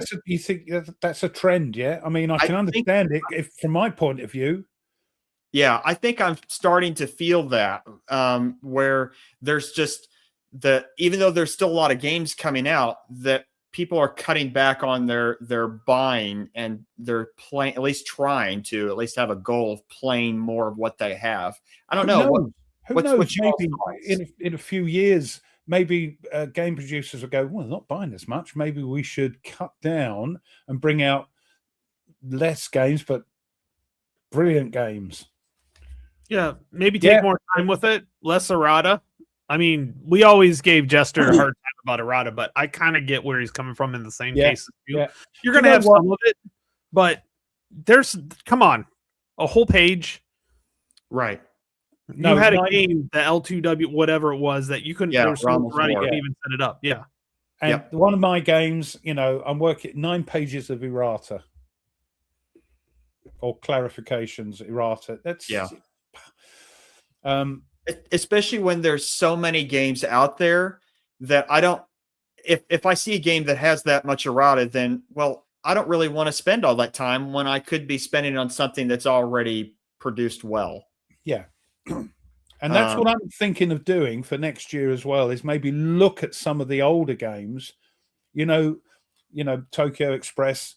I want to actually get and play the full game and learn it. It's quite a crunchy game. Even Ambush, want to have a go at that? I've not played it, and I've had it years, and I've not played it.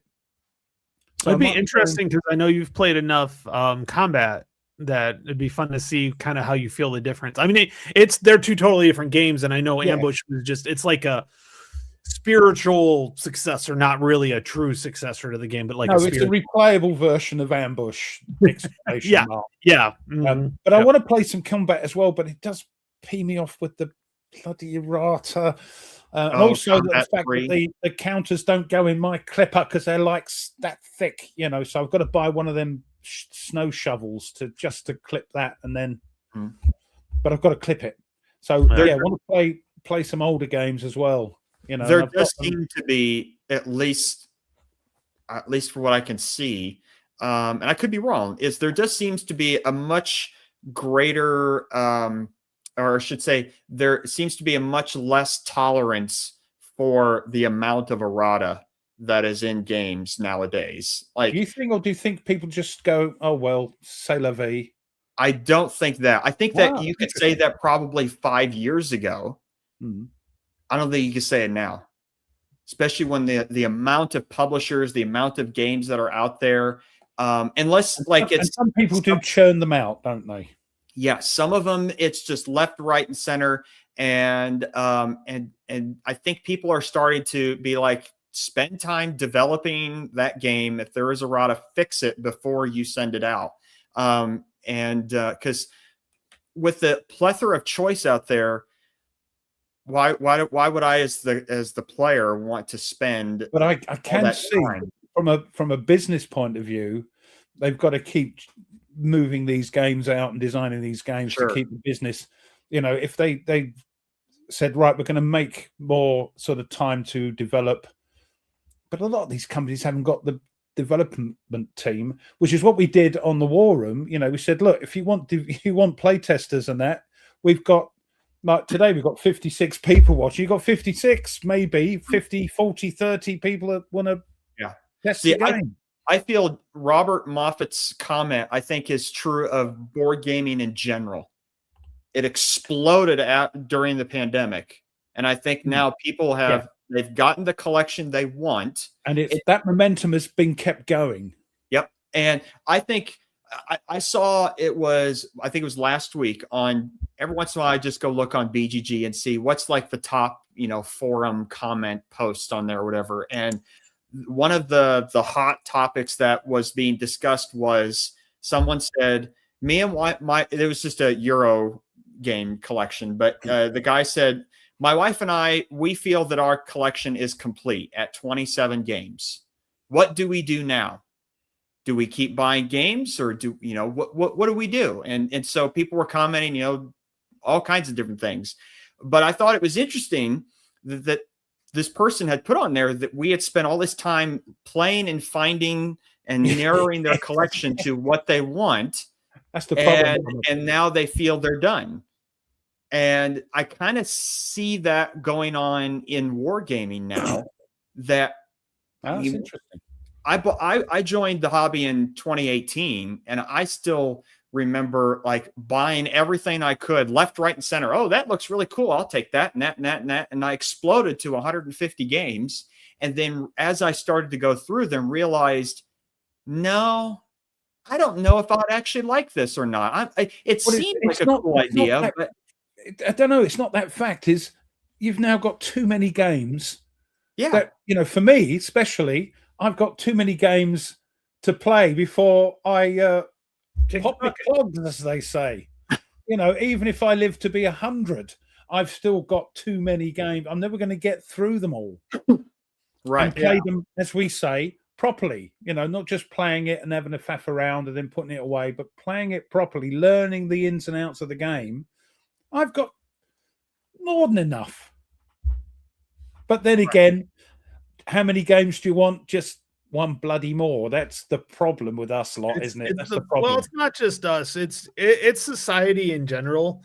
There's and where I think you're coming in, Nate, is there is a general feeling that people were buying too much.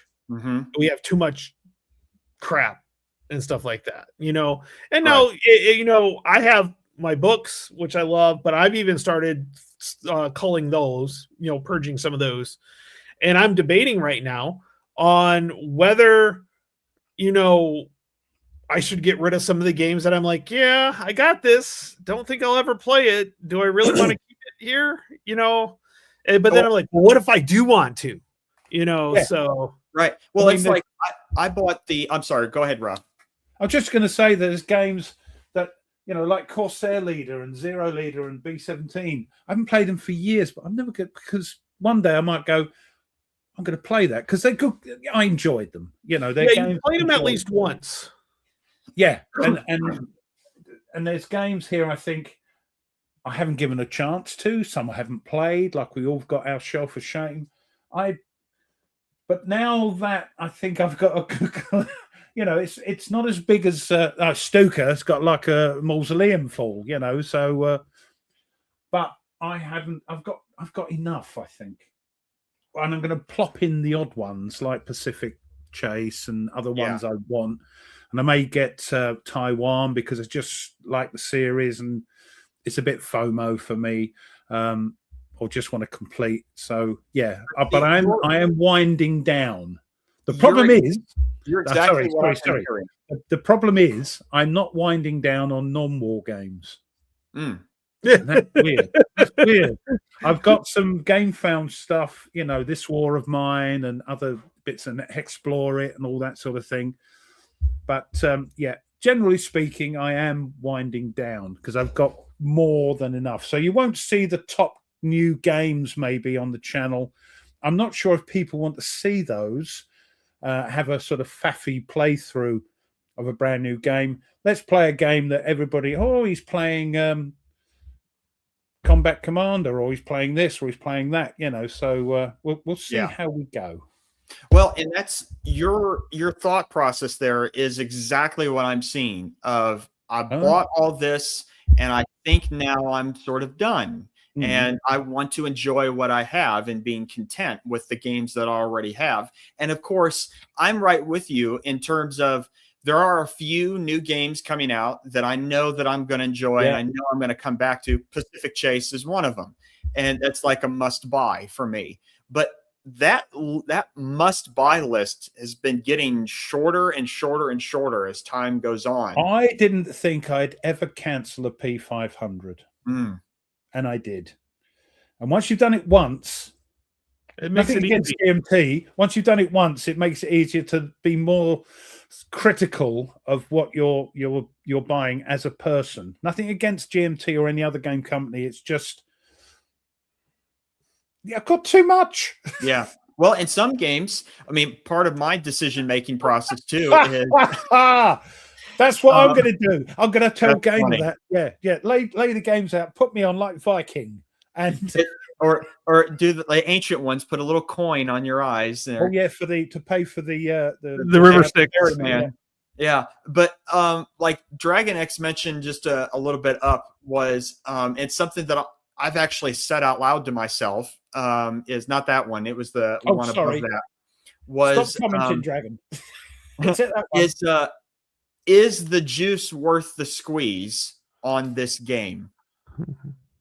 And if I nope, not there, then I'm going to get rid of it. I'm going to either get rid of the game or not buy it.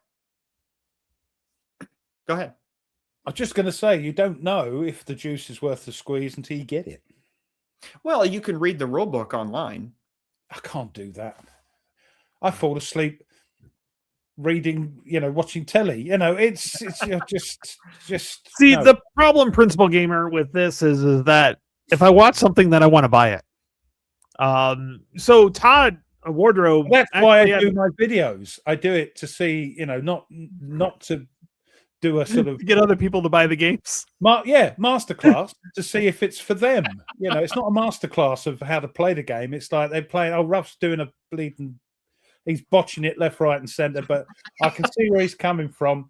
And yes, I quite like it. Or no, it's not for me. And that's my ethos when I do videos. That's it. It's not a review. It's not a masterclass playthrough.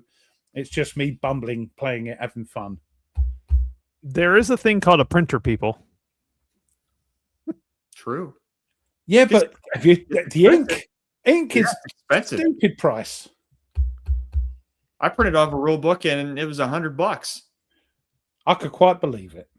If it was one of your really, which one did you print off that was $100? It was the called Nations in Arms. It's a Napoleonic thing. The rule book that came in the box was so bad that someone completely redid the rule book to make it much better. And so I printed it off and it was all in color and everything. And I had it bound. And so, yeah. Yeah. I use Best Value Copy and it's not too bad, but yeah. The problem, Ruff, you take so long. I just saw that. Cheeky monkey. Cheeky monkey. Oh, well, we are now at 2 hours. Yeah, Right. which went a lot faster than what I was expecting. Actually, Yes, sorry, you're late, Coastal. There's always one. There's always one. Yeah, If they walk into the great. classroom, I'm sorry, Yeah. Mr. Kinner, I'm late. What did we do? I don't know. The bell's about to ring. Wait till tomorrow. But I'll good to let see you know you. tomorrow. Good to see you, though. Well, this was fun. I was glad, I'm looking forward to it. So what for our next show or so, what we really want to do, I want to get some more details on kind of what our goals are. Now, Nate, you gave us a good list of goals on Mhm. those, a couple things that you really want to hit. And I agree with you on that. It's like, I really want to get into the more series that I have, because I've got quite a bit of series that I'd like to get into. I know Ruff and me, I'm going to get him into Blind Swords, and honestly, the best way to learn a game is to teach it, because you got to know it. And actually, one of the best learning when you techniques, teach. period. When you teach, you know your Yep. subject. Yeah, It's the Feynman technique. Yeah. That's Yep. the Feynman technique. You Yeah. learn it, and then to know that you've learned it, you teach it. So all you guys that want to learn a game, start a YouTube channel and start doing tutorials on the games you want to learn. And if you're wrong, everybody will let you know. Mhm. They will. Don't You're take it wrong. personally. Yeah, I'm lucky. They do it in a nice, loving way. You see, Most they of do the time, it, you know, yes. Every once in a that's while, the I'm way. like, We don't mind really? being told we're wrong, because it helps everybody out. It helps me, helps the people who want to play the game. And I've not come across any. Well, I've had a couple, but I've been a bit terse with them, and that was fun as well. But yeah, most people. I know. are I've got sort a of like- daughter graduating this year. So yeah, and Mm. starting college. Oh yeah. Yeah. So make it through. That's definitely so. Yeah, thanks for everybody watching. We had quite a Thanks. few, Yeah, what, thank 60, you. 70 people, Tone? Yeah, 69, I think, at one point as our peak. Yeah. And we've kept over 50 almost the whole time. So I That's kind of great. like having us both on, because I was looking at my stats and then what was on here. And we're about 50-50 on Yeah, who's on okay. the channel. So yeah, the more people we get, the better it is, the more we can get through this. And I really enjoy having fun. And yes, it was fun playing I'm going to put this comment up, and you're going to put the same comment up, but I put it up and then it goes away because you click on it. Oh, Yeah. sorry. Yeah, look, there we go. No, we'll get that down. This is the first time Yeah. we've done this, and I really think it works out really well, and then we can go forward. Now, Nate, I know your goal, the one goal you have that I'm going to give you as a teacher, is get yourself your channel set up that you were looking at setting up for yourself, and then we can get you on here. Just get it set And- up with no content. Just get the channel set up. Yeah. And here's what I want you to do. I want you to be a teacher, because I know you want to do that history thing, like that history channel thing. I'd Mhm. love to have that. That would be really cool. And we'll support you in any way that we can on that one. I So appreciate it. That'd you be great. are, and honestly, go ahead and wait till you're done with your dissertation. That's priority one. I am looking forward to reading that, by the way. Oh, thanks. Because it's Attila, right? I keep thinking Genghis Khan, but I know it's Attila. It's not Right. Genghis. I've got that I'm in my head. looking forward to sorting this out. We can do this twice a month. That's what I'm Yeah, looking that'll forward to. once I get through January and most of February, there's a good chance we can hit this twice a month. And I think every 2 weeks is probably a good time, because it gives us It's a time to sweet play some thing, games. yeah. Yeah, I think that's kind of that sweet spot. I definitely could. So with that, so great 3 minutes. Well, Don't worry, next you time. can back it up Don't and worry, watch next it. time. Yes, you can back it So, up. All right. There was a question. Dragon X had asked the question of when the next show is. We don't have the actual date yet, so we will announce It's that like when that, we I'm get afraid, to it. Dragon X, yeah. But It's when I these- will it's look when at these I will are look at my available. bowling. I have to look at my bowling schedule, because if it's not a tournament Saturday, I can do one. Sorry, what did you If say? it's Your not- bowling. Bowling. Bowling Bowling schedule. schedule. Bowling. I think it's there, Um, mate. okay. So if it's not a bowling tournament day, we can usually do a show, because I'm done at like 11 o'clock in the morning. If it's a tournament, I'm at a bowling alley till 4 or 5 in the afternoon. Historic wings, that might be the biggest question of 2026. Oh, don't delay your FUD, for goodness Of course, I know. You know what? Get it done before. This gives you a reason to get it done before. right. So as it gets Exactly. closer and closer, and you know it's coming, Or Hash got it. a goal. And how about this? How about maybe I could do is when I'm finished with the PhD, then I can design the next module for Thunderbolt, which would be the Attila campaign. Oh, that would be awesome. I think you could. I think that would be work. I would help you with that. I would That would literally be help you fun. with That that would be be fun. You would have the history knowledge, and then I would just be the eye candy. fun. Look at him. The front cover is his face. Just fine. Yeah. Yeah, I fit the Eastern European, Central Asia look. Yeah, I fit that look just fine. I'm more like the Eastern British, God bless us. God bless us. And yeah, Northern Eastern Europe. I think the upshot of all that malarkey that they were talking about is we can't actually tell you when the next one is. It depends when these two. There's the preface right Fine. there. My Look at eyes, my eyes. Yeah, we The don't know final until section these of the two sort it. paper was rushed. Yeah, I'm just saying these two. Oh, to sort that out made the my date. day. That made my day right there. That is hilarious. I'll be honest with you. There's a reason why I'm wearing a hat, because every time I don't, the light is just obnoxious for me. I don't know why. Mine's dulled a bit, so it's okay. Yeah, Like no, I don't know sandpaper, what mate. it is. I No, think what you got to the do? light is like gotta- hitting it just right, and it's No, like you've got to it messes sandpaper it with before you the- go the online. light You've got to put balance. some sandpaper on it. It's wet and dry. Wet and dry. That's all it. I'll stick with the hat. I've done that my entire life, and that's probably why I am the way I am. Anyways, all right, let's finish this up. Made my day. Yeah, Happy New Year, Bumsy. And everyone, Happy New Year. And thank you so much for sticking with us. And we'll let you know. Look out for notifications. And we'll see you in 2026, I dare say. Yeah, we'll see you in 2026. Everybody have a great year. We'll see you next year. Ruff, Nate, have a great and happy new year. Have fun. You Be too, safe. you too, we love this. You know, and everybody, as I used to say, we love you. And there's nothing you can do about it. And we'll see you in 2026.